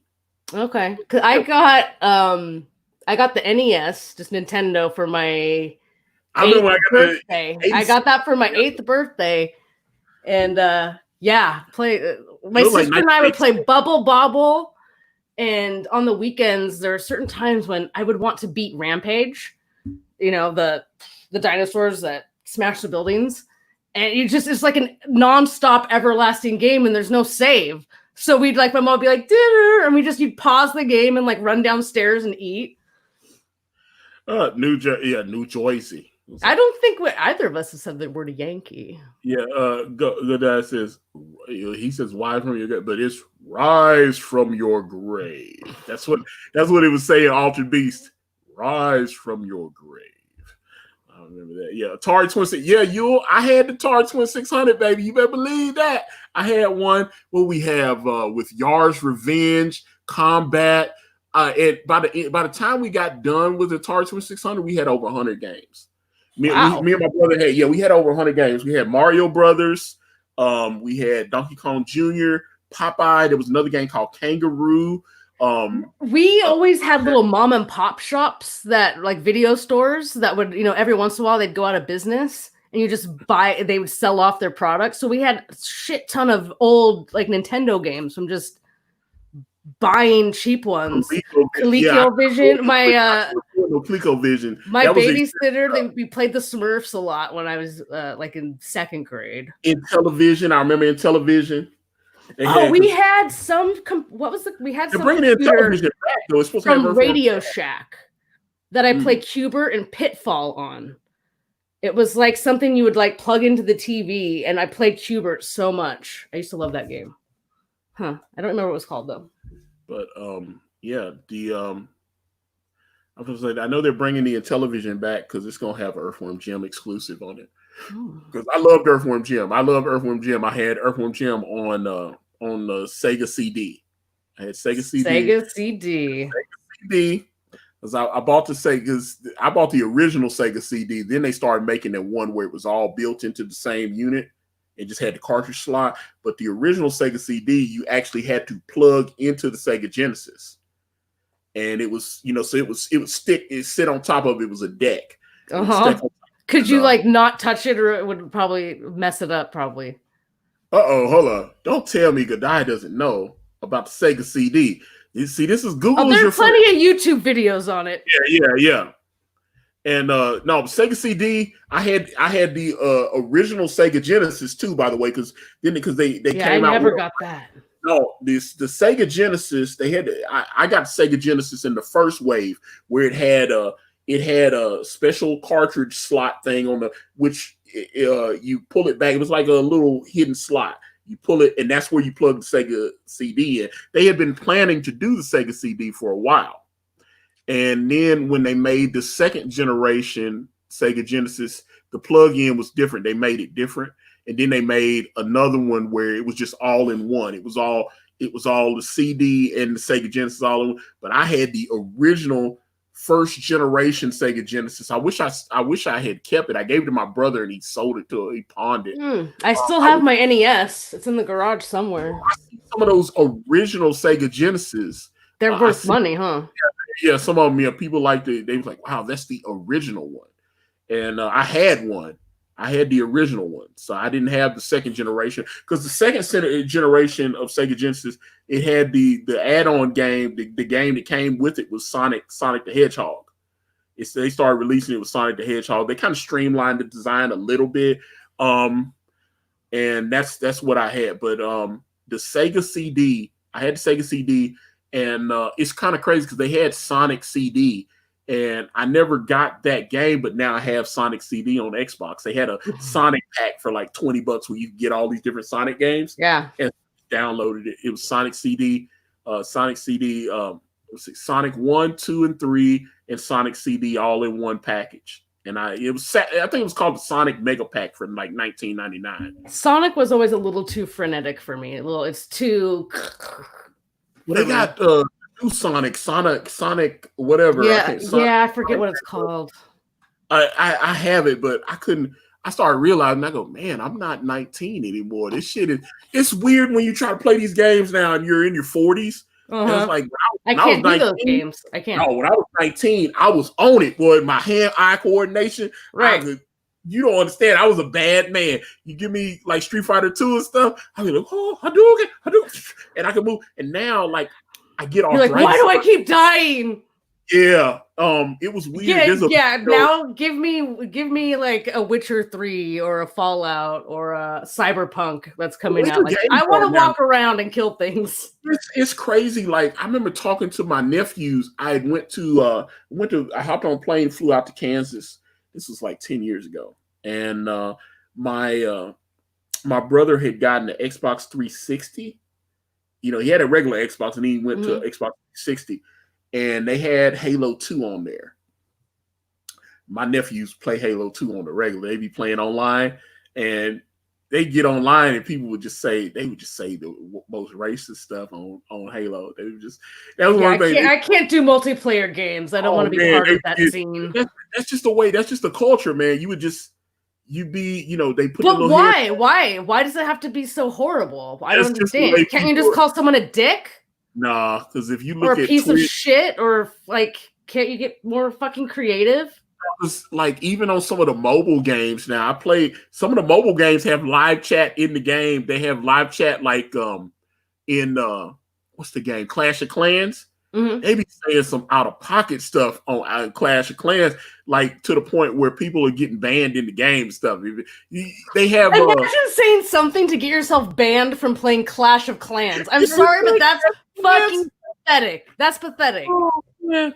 Yeah, that was like you get in on Clash of Clans. It was crazy because they had these things in the game where you could buy the flag from your country. Like if you build up enough gems or whatever, it's like, oh, you want a U.S. flag to put in your village? You can put a Japanese flag, put a Iranian flag, put a Chinese flag. Because at one point, I know people are still playing Clash of Clans. I stopped playing. I got up to like level 65 or 70 and stuff. I stopped playing Clash. I was playing every day though. At one point though, Clash of Clans got boring for me though. I've never played it.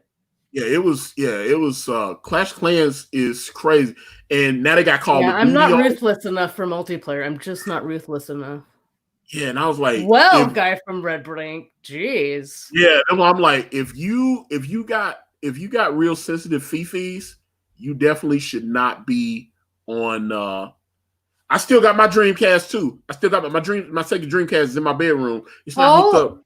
We had a lot of Chinese kids growing up in my school, in elementary school, and they would go, like their parents would go and visit places, and like they'd bring back like certain things. It was like, a couple of my friends got a Dreamcast like super early on. I was like, whoa, what is this? Yeah, I'm trying to remember all the games I got. I still got my games on Sega Dreamcast. I got Sonic 3D or whatever the hell that Sonic Adventures. Sonic Adventures, that's what it is. 1. Sonic Adventures 1, Virtual Fighters 3. Let me see. Yeah, I'm guessing they had some sort of probably flying games or something on the Dreamcast. Let me see. Sonic Adventures, Virtual Fighter 3, which is actually good, but Sonic Adventures 3, Soul Calibur. Have that Soul Calibur. Soul Calibur is dope.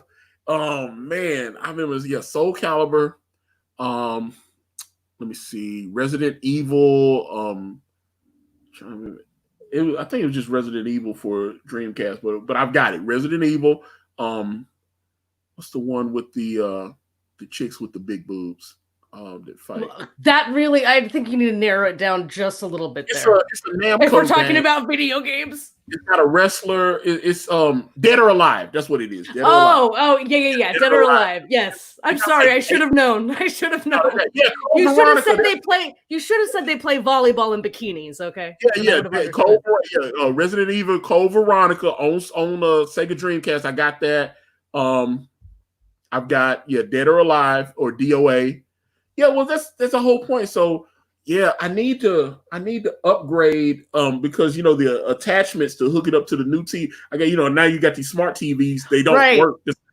You have to watch some YouTube videos and they're like, okay, so this is how you can play your Sega Genesis on your smart television. And you have to buy an attachment. Right, like buy these 3 things. I want to get it. I've been wanting to play my Sega Dreamcast, but so I was sitting there going, I still have this stuff. But then someone was like, dude, you could probably get some money, sell that shit on line, I have a PS2 still in box in my closet, actually. Is it brand new? Right, or is it just never been opened? Really? Why have you sold it? Laziness, I guess. I got it a couple years ago. Let's see. Let me look on eBay right now. Yeah, see how much. See how. Also, look that up, and look up. Pulling up eBay right now. Look up Uncharted 3 Drake's Edition. See how much that's worth. It's like PlayStation 3. Oh, PlayStation 2. Okay, PlayStation 2 with the internet capabilities. This is a pre-owned PlayStation 2 for $129.99. There's another one. There's a PlayStation 2 Slim, $112. Another PlayStation 2 for $110. Let's see. That's not that much. Yeah. I was like, let me see. PlayStation 2 Slim with 2 controllers for $144.95. PlayStation 2 Fat or Slim console. So they got both of them. Okay. So they're out there. $119.99. Yeah, there's a bunch of them on here, and they also sell. There's a YouTube channel I watch where this guy goes on there. He buys old. He like when people are like, I have a Dreamcast, but it doesn't work, but I'll sell it for like $bucks. And so this guy, he takes them and he fixes them. That's pretty cool. And he takes them. He does the whole video. I mean, this dude gets crazy hits on his channel. His channel had like 200,000-300,000 subscribers to it. That doesn't surprise me. People love video games. Video games are pretty popular. He fixes the channel's not about video games. The channel is about him buying electronics and fixing them. He's like, okay, so here's he said, I bought a lot of 10 broken iPhones. Let me see, can I repair them? And he'll fix them. And this is the iPhone X. It's just the monitor's cracked. He'll take it apart. He's got a whole thing of broken down parts, and he'll take and replace. He'll fix it. He'll get it back up and running, and then he puts them up. He's got a store, and he sells all this shit. And he goes and he does a breakdown. He's like, okay, here was my cost of buying the broken pieces. Here's my attached for the labor. And then he said, so here's my profit. And it's interesting to watch him go from start to finish on that. I think that's very interesting. People appreciate quality. If you can watch him like take all that stuff, fix it, repair it, make it into this working thing, like that would make me want to buy that more so than some other shit phone. A lot of people have 10 broken Game Boy Advances. He's like, okay, I've got 10 broken Game Boy Advances. And he'll take them and he'll fix them. See, that's a regular Game Boy. That looks like the... That actually, this is the original. I played this with my... I still have... I still have my... yeah. My sister and I've got the second edition had like a backlight or something on it. It was backlit. Oh, yeah, it's an attachment. You put it on. No, but they actually had it in the system, I thought. Oh, okay. Yeah, no, this is old. And then they came up with the Game Boy Color, and then they came up with Game Boy Advance. I think it was Game Boy Advance and then Game Boy Color. And then they started coming, because now they got the little Wii U's and the little... Yeah, that's like so beyond me at this point. This was my sister and I would play Tetris against each other. We had the cord so we could attach to each other's Game Boy, and we could play against each other. Like, okay, what you just showed, right? Hold that back again, because I want to show, because like the channel. Let me put it back on you. Okay, so the channel that he would take your Game Boy, he would take it apart, and he would put it in he has some kind of chlorine solution, because he repaired a Dreamcast. And yeah, he runs on 4 batteries, everyone. Yeah, there's also a battery pack that I saw that they were selling that Color then Advance. Okay, the Game Boy Color came first, and then the GBA came. Okay, so it still works. But what I'm saying is, he would take that apart and he would put it in some kind of chlorine bleaching solution, and it would make the color back white again. You know how it gets the discoloration. Yeah, I'm able to do that. He had all kind of different tricks that he would do. I had an Instagram post about this, and I was like, "Yep, it still has the like 30-year-old dirt on it from when I used to play. It's nasty." Like he took the Dreamcast, and it looked like it had been just laid out in the sun in somebody's backyard or something. And he took it. I guess it had been stuck. He bought it at a garage sale. He gave the guy like $10 for it, right? Took it apart, put it in the little chlorine. So it was something. He had some kind of ultraviolet. He was using ultraviolet light too. He put it in the chlorine and hit it with ultraviolet light for about, I think he did about 15, 16 hours. And when he brought it back out, that thing was brand new white. It was brand new.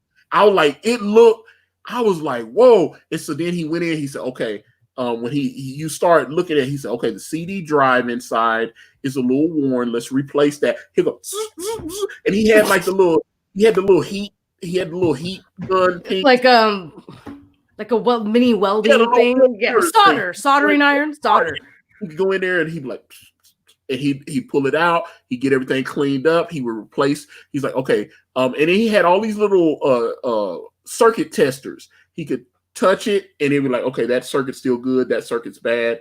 He would fix it. He would replace everything, and then he'd put it back together, and he put it up on eBay and sell it. I was like, that's awesome. hey, that bad boy. He was like, yeah, I guarantee everything. But like I said, he would take. I have to send you his channel. I have to find it. Yeah. It sounds interesting. He obviously knows what he's doing. Yeah, and what's so funny? He says, I'm actually not a professional repair person. He said, all the stuff that I know is, he said, I've just been doing this for like over 10 years. He said, I've always been curious about taking things apart and figuring out how they work. Yeah. I've had no formal training in repair, but he, like I said, he's grown this YouTube channel just doing stuff. Like he takes like old radios, fixed those. But like I said, he'll take iPhones. He'll go on eBay and look for somebody to sell him a lot of like 10 broken iPhones. He'll give them $100 for them. He'll fix them up, and then he'll sell them for like $150. He'll flip it and get his money. I'd be like, damn, because that's the whole thing in the video. He goes from top to beginning. He'll bring the stuff in. He shows you what he does to fix it. Does he go through that part in detail, or is it more like, this is what I did, then I'm going to move on to the next step? Or does he like... Some videos are longer because he said some people, some people have short attention spans, so he does like 2 versions of the video. That's interesting. Yeah, because he started getting people. How nice of him. Can you give us a shorter video? He's like, boom, let me give you a short video with the nitty gritty on it. Yeah. Boom. And then I'll give you, he said, if you want to watch the long form video, I'll attach it at the end of the video. So like, he's this is what I did, not how I did it. Yeah. And he'll show it. And those videos can be like 40, 50 minutes, where he's actually going more in detail. But like I said, he'll take 10, he'll buy, because you can go on eBay and people are like broken iPhones, broken Samsung Galaxy. And he'll buy, he's like, I've got a lot of 10 of them and I'll sell them for $100. He'll buy them. And then he was like, he said, he tried to see, could he make his money? He bought 10 PlayStation 2s that were all broken. Wow. And I think he gave $250 for the lot. He was able to fix all of them except 3. So he was able to sell, because he was like, when he opened one of them, he was like, okay, there's no way to fix that, without just, he said, I'd have to actually just replace the whole thing, because he opened it up and he was like, the circuit board is fried, and he said, there's no way I can fix that. But then he go to another one, he was like, okay, I can definitely fix that one, let's get this cleaned up. But when he went through and he was like, yeah, he said, okay, this lot actually turned out okay, so I'm gonna make my money back and then some. And he was like, it was interesting. I was just, and a lot of times when I was working on brand, I would put his videos on in the background and I'm writing the script and stuff, because it was just nice to listen to him in the background when it was interesting. And then sometimes he does like battles with there's a guy over in the UK, he's done 2 battles with him. He's got a very similar channel, like, where he repair battles. Yeah. He's like you can repair something faster or something. 5 or 6 different rules, and they go, okay, we both have to buy something on eBay from around this time. He's like, okay. So I remember the British guy, he bought like it was like a Big Bird clock and all this stuff from like 1978 or something. It was like an old Big Bird clock. He, cleaned it up, get it, it had some kind of, it didn't have a little, obviously didn't have CD technology. It had some kind of, they used to, when things used to talk back then, they had some kind of recording, some kind of disc. It was I know what you're talking about. Yeah. Bird, I'm your friend. It's time to wake up. It would do that. Yeah. And when you go inside of it, it had the little coil thing, and it had the audio on there. It would just go around or whatever. It's like gramophone technology or something. Yeah, it's like old school. Or so the cylinder technology. He cleaned it up because it was real raspy at first. He couldn't get it, but I remember he was trying to get it had a little coil in there that spun around, and that's what it would read it, and it would project the sound out. And so he had to figure out, because he was like, the engine's so worn out, it's not speeding the thing fast enough, because when Big Bird would talk, he'd be like, I'm Big Bird, it's time to wake up. And then he kind of replaced the engine a little bit, and then got it to go at a regular speed where it actually sounded right and everything. But he ended up losing to the American guy. Like I said, I had to find that guy's channel. It was but his channel, like I said, it's dope. He gets one of the You know, his channel is really, really cool because he's got like all the cool shit. I'm trying to see, can I find him? It sounds cool. Because I really like, let me see, repairing. Let's see. PS2s.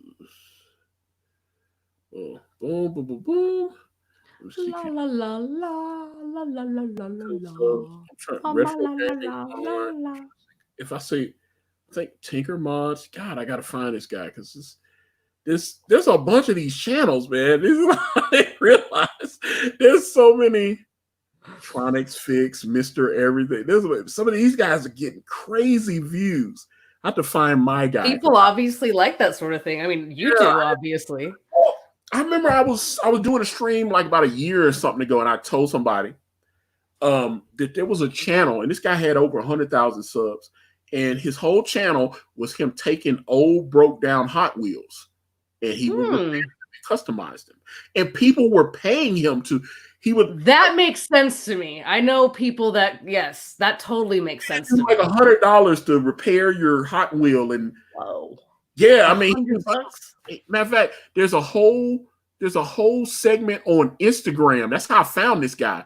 He had an Instagram, and there's a network of people on Instagram, and because what's Instagram set up for? Sharing photos. So what guys are doing are taking photos of them repairing. It's like there's a lot of sneakerheads on Instagram because that's my boy Aaron.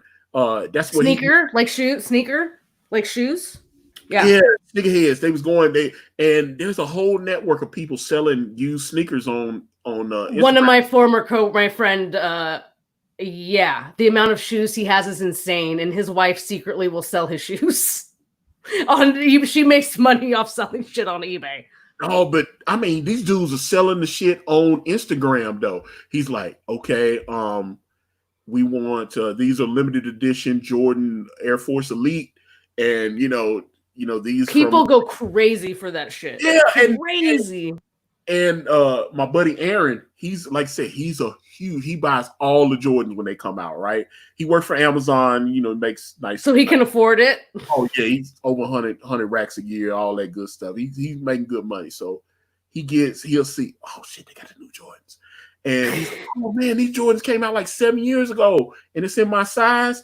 And I'm talking about these people they'll have all these different shots because people want to see how the shoe really looks. Right. Not scuffed up. They look. You gotta see that tread. It's like they showing the heels. They show all the little angles of it, and they be like, okay, hit claim, and then you have to PayPal me the money, and I'll get your address and send it to you. And I'm like, some of these Instagram, he was sending them to me, and I was like, yo, because he real big into the sneakers, and I did not realize. And then I was looking. And because I follow like Thundercats and stuff like that, sometimes I see people doing like custom toy jobs. They'll take some of the custom toy stuff is really awesome. Man, Instagram is a different animal than Twitter. Instagram for sure. Different. So you go like once I start liking stuff with like Thundercats or He-Man or G.I. Joe, all of a sudden Instagram will like, hey, we noticed that you liked topics that had like G.I. Joe tagged in it. So this. So then I start saying, oh, this guy's like, well, they don't make this figure, but I'm going to take this Cobra Commander figure, and then I'm going to take the head from this figure, and then I'm going to do a custom paint job. And they do that on Instagram, and some of them have big YouTube channels, but some of these guys on Instagram have built 100,000 audiences just taking photos of them. I saw someone made, they took a He-Man figure, and this was actually dope. This dude took a He-Man figure. The head was missing off of it. He wanted to make a Lion-O. He wanted to do a sculpt of a Lion-O. And so he took the He-Man figure, cleaned all the paint off of it. You got to get that tan off of him. Yeah. Well, no, for Lion-O, you still need the tan. So true. That's right. His face, he has more of like a white face, right? Or am I thinking of okay? Well, he had the tan, but he had white around his eyes. The eyes, yeah. Yeah. So and I'm telling you, what he did was incredible because the Lion-O didn't have a head. The He-Man didn't have a head. He just had the He-Man body, and he made the sword. He made the lion shield. He made all of it himself. He took sculptor's clay. He took another figure, cleaned it up, and sculpted a Lion-O head. He repainted it and did a custom Lion-O body and put the little Thundercat symbol on his belt and everything. Mm-hmm. I was like, whoa, that's dope. I mean, he completely repainted this shit. I was like, yo, that is dope. I couldn't believe it. I was like, I think he was in Brazil. Artists that do stuff like that, I find really fascinating. Like that do miniatures, figures. It's like that. It's that same sort of like just like small art. Very cool. But yeah, the Hot Wheels repair. There's a couple of Hot Wheels repair channel on YouTube, and like I said, these guys have generated these huge audiences of over 100,000, 200,000 people, and they just do how-to videos. True, like, people and my nephews love Hot Wheels. Like it's evergreen, you know. Like it doesn't get passe. You know, people like cars. Well, see, they'll take it and go, okay. This was a limited edition release. It was released in the fall of 1978. As you can see, we have a little bit of wear. The body is rusted over. The tires are definitely going to have to be replaced. He said, so in today's video, what we're going to do, we're going to go from start to finish. And by the time I get done, this thing's going to look brand new. Let's go. And then they go in. And so he takes they go in with the solder in. They take a little drill thing. Okay, release the body. Let's take the wheels off. Boom, boom, boom, boom. Okay, these wheels need to be replaced. All right, let's clean this body up. Let's get the paint. They put it in the paint thinner, and then they go. Okay, you see the body is all rusted, and they'll actually sit there and sand buff the body and get it back smooth. Yeah. And then they go and he's got like a little toolkit, just like the other repair guy. They've got these little briefcases and they open them up and it's got multiple different wheels and windshields, and because he had to replace the windshield too. He's like, okay, the windshield damaged because he took the windshield. He's like, it's a little damaged, but I can save it. So he took it, he buffed the windshield, he put it in some kind of gloss thing, he sanded it down, made it smooth, and he put it in something, he put the sheen back on it. He put it back in the body. He did an airbrush on the body. He changed the color of it. It was like a purple. And then he took it. See him? He had the little mask on and everything. I mean, it looked like he was working on a real car.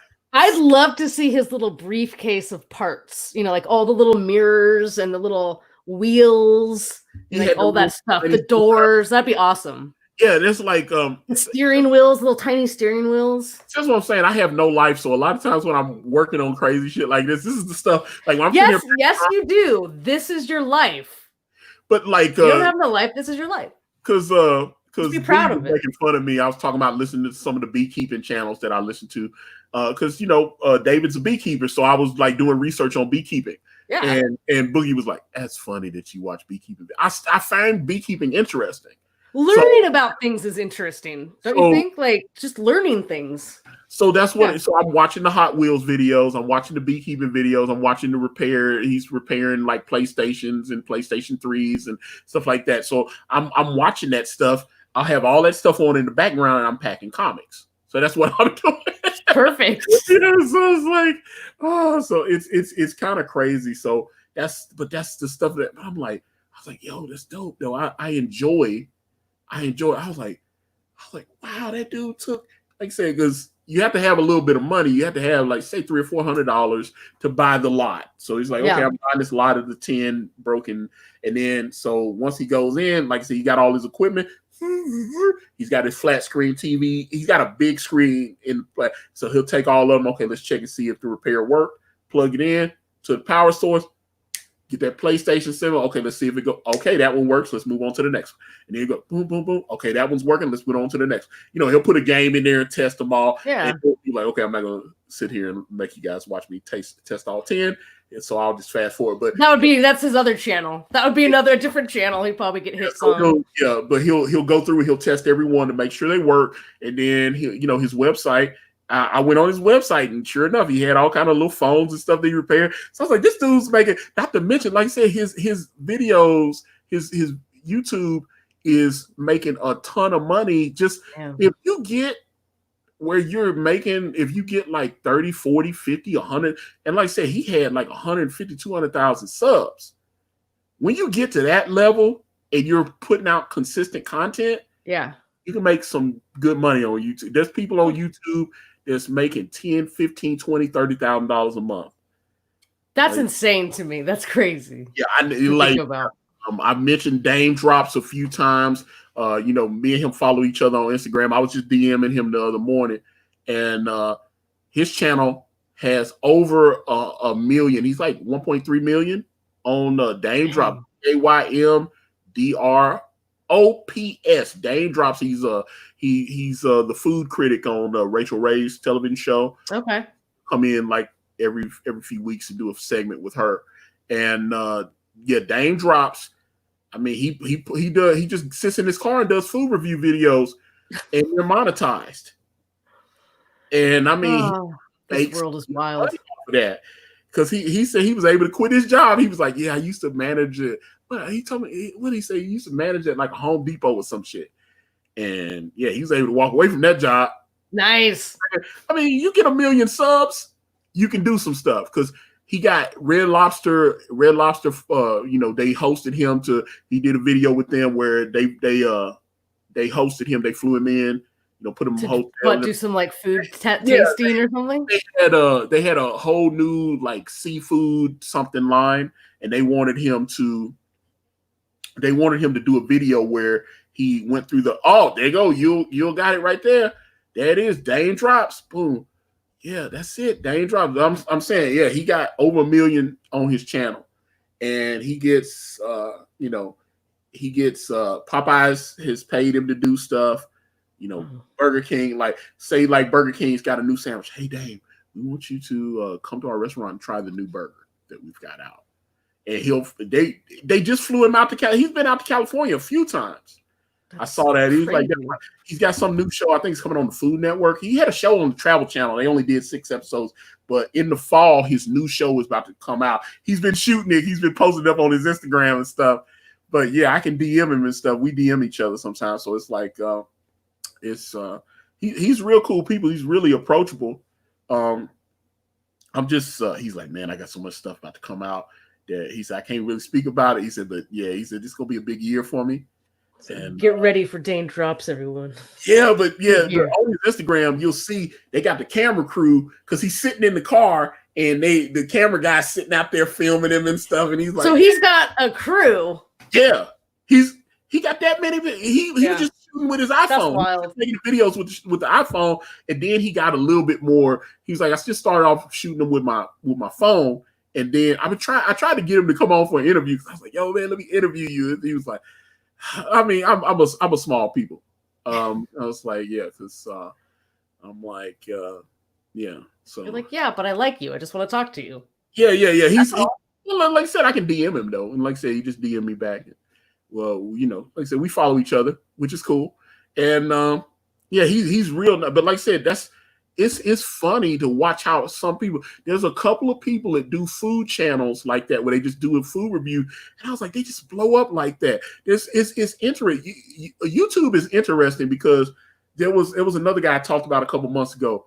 He's an Uber driver, and his whole channel, he's got like 50,000 subs. His whole channel is him talking about different things that occurred during his day in Uber. That's his whole thing. He does one of that the makes sense to me. That one makes sense to me. People like weird shit, so that makes sense. He just does. He talks about people like not tipping after he does because they do the Uber X, which is you can do a regular Uber and then you can do like an Uber. Yeah, it's like large, so you can get like 6 people in the car or whatever, right? Also, or is that a smaller one? He has drinks in the car, stuff like that. He had like, VIP. Yeah, it's like I'm doing Uber, but it's a premium experience because I've got the chilled drinks, I've got little things like that in there, as opposed to just, hey, where I'm dropping you off. So it's like, would you like a soda? Would you like bottled water? He's got it, it's a little, so it costs a little bit more to get in his vehicles and stuff like that. Actually had to change that, Yule, because the way the gun script is so big, I had to chop it. Matter of fact, I turned in the final page. I have to move Dame. Dame is supposed to be in brand, but I'm having to move him into chapter 3, which I call Rain. I'm gonna have to move him into that because there's just so much content. Yeah, I had to chop it up because we got a 22-page arc that Kanan did, which I couldn't lose because it was too important. And I was like, okay, all this stuff that I planned on putting in Way of the Gun is in Rain now. Now there's just more for everybody to look forward to. That's all. It's fine. Rain was always going to come.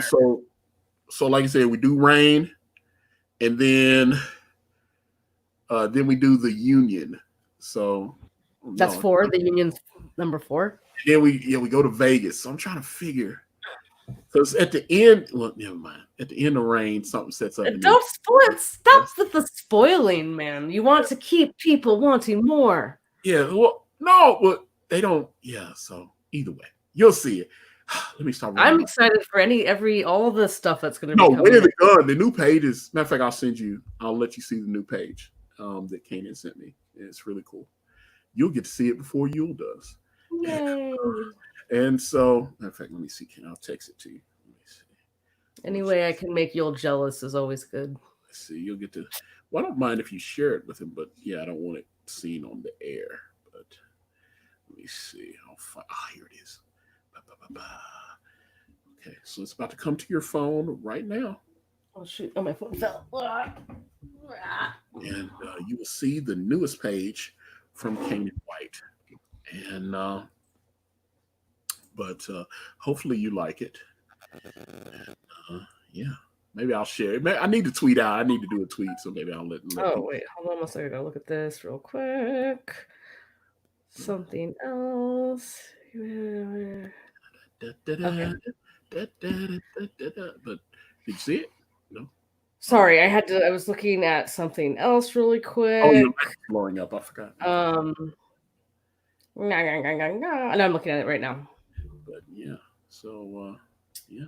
Yeah. Oh yeah, that's the one you're telling me about. Yeah. So there you go. But that's it. Like I said, the page is dope. Really turned out really good. Book is turning out amazing. We're really happy with it. And like I said, appreciate the people that have backed Way of the Gun and are supporting. So with that said, thank you guys for watching the JillStream. Jill, would you like to say anything before I close this bad boy out? No, just buy.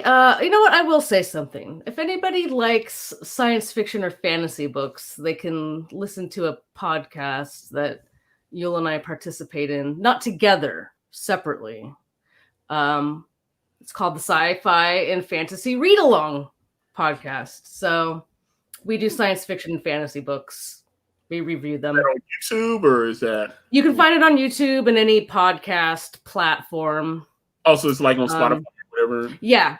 So we've done not Yule and I together. We do it with our friend Etienne, who does the Yule show with him. We've done Sabriel. Fantastic Comics. Yeah, Fantastic Comics. This whole everything. I don't know if they still call it that. We also did Leviathan Wakes, the first book of the Expanse series. If you hated it, you might like our review. And they're doing Gardens of the Moon by Steven Erikson right now, which is a pretty intense fantasy book series. Anyway, so if you're into that, check it out. Otherwise, I don't know, watch the Wrestling Council tonight. Yes, we will be live at 9 p.m. Eastern Standard Time on the Talking Balls Network. You can check that out on my favorite channels list. Okay, and that is called the Sci-Fi and Fantasy. Matter of fact, let me get that on the screen because Yule has it there. Let me see. Oh, he dropped it. Let me see. Or whatever. Sci-Fi and Fantasy Read Along. Okay, yeah. I'm gonna pack some more comics. Let me see. So, okay. So Sci-Fi and Fantasy Read Along, and obviously you can hear Yule, which you will also be able to hear Yule tonight on the Talking Balls Network, along with myself and Comic Book Bob, and of course the man from downtown, Mr. Boogie Bentley. This is our 40th episode of the Wrestling Council, 9 p.m. Eastern Standard Time, Talking Balls Network. Check my community page. I have the link to the stream already on there. Like to do that a few hours. It's also on my Facebook, facebook.com/Akari Press. Obviously, if you want to reach out, I'm on Facebook, Instagram, Twitter, and right here on YouTube, all at Akari Press. AkariPress.com takes you to brand Way of the Gun. Check me out on Amazon. We're on Teespring as well if you want to get any of those nice shirts. I know the Amazon. Ooh, I'm ready for a shirt. Yeah, it's like what I'm saying. We on Amazon and Teespring. And matter of fact, on Teespring, if you go in my Teespring store and you select what you want and put in the code CyberFrog, it will give you $5 off. That is, I think it's teespring.com/CariPress or something like that. But yeah, Google it. Either way, it's also in the description on the YouTube video. But hey guys, JillStream episode 3, it is over. Thank you guys. See you tonight on the Wrestling Council. Bye.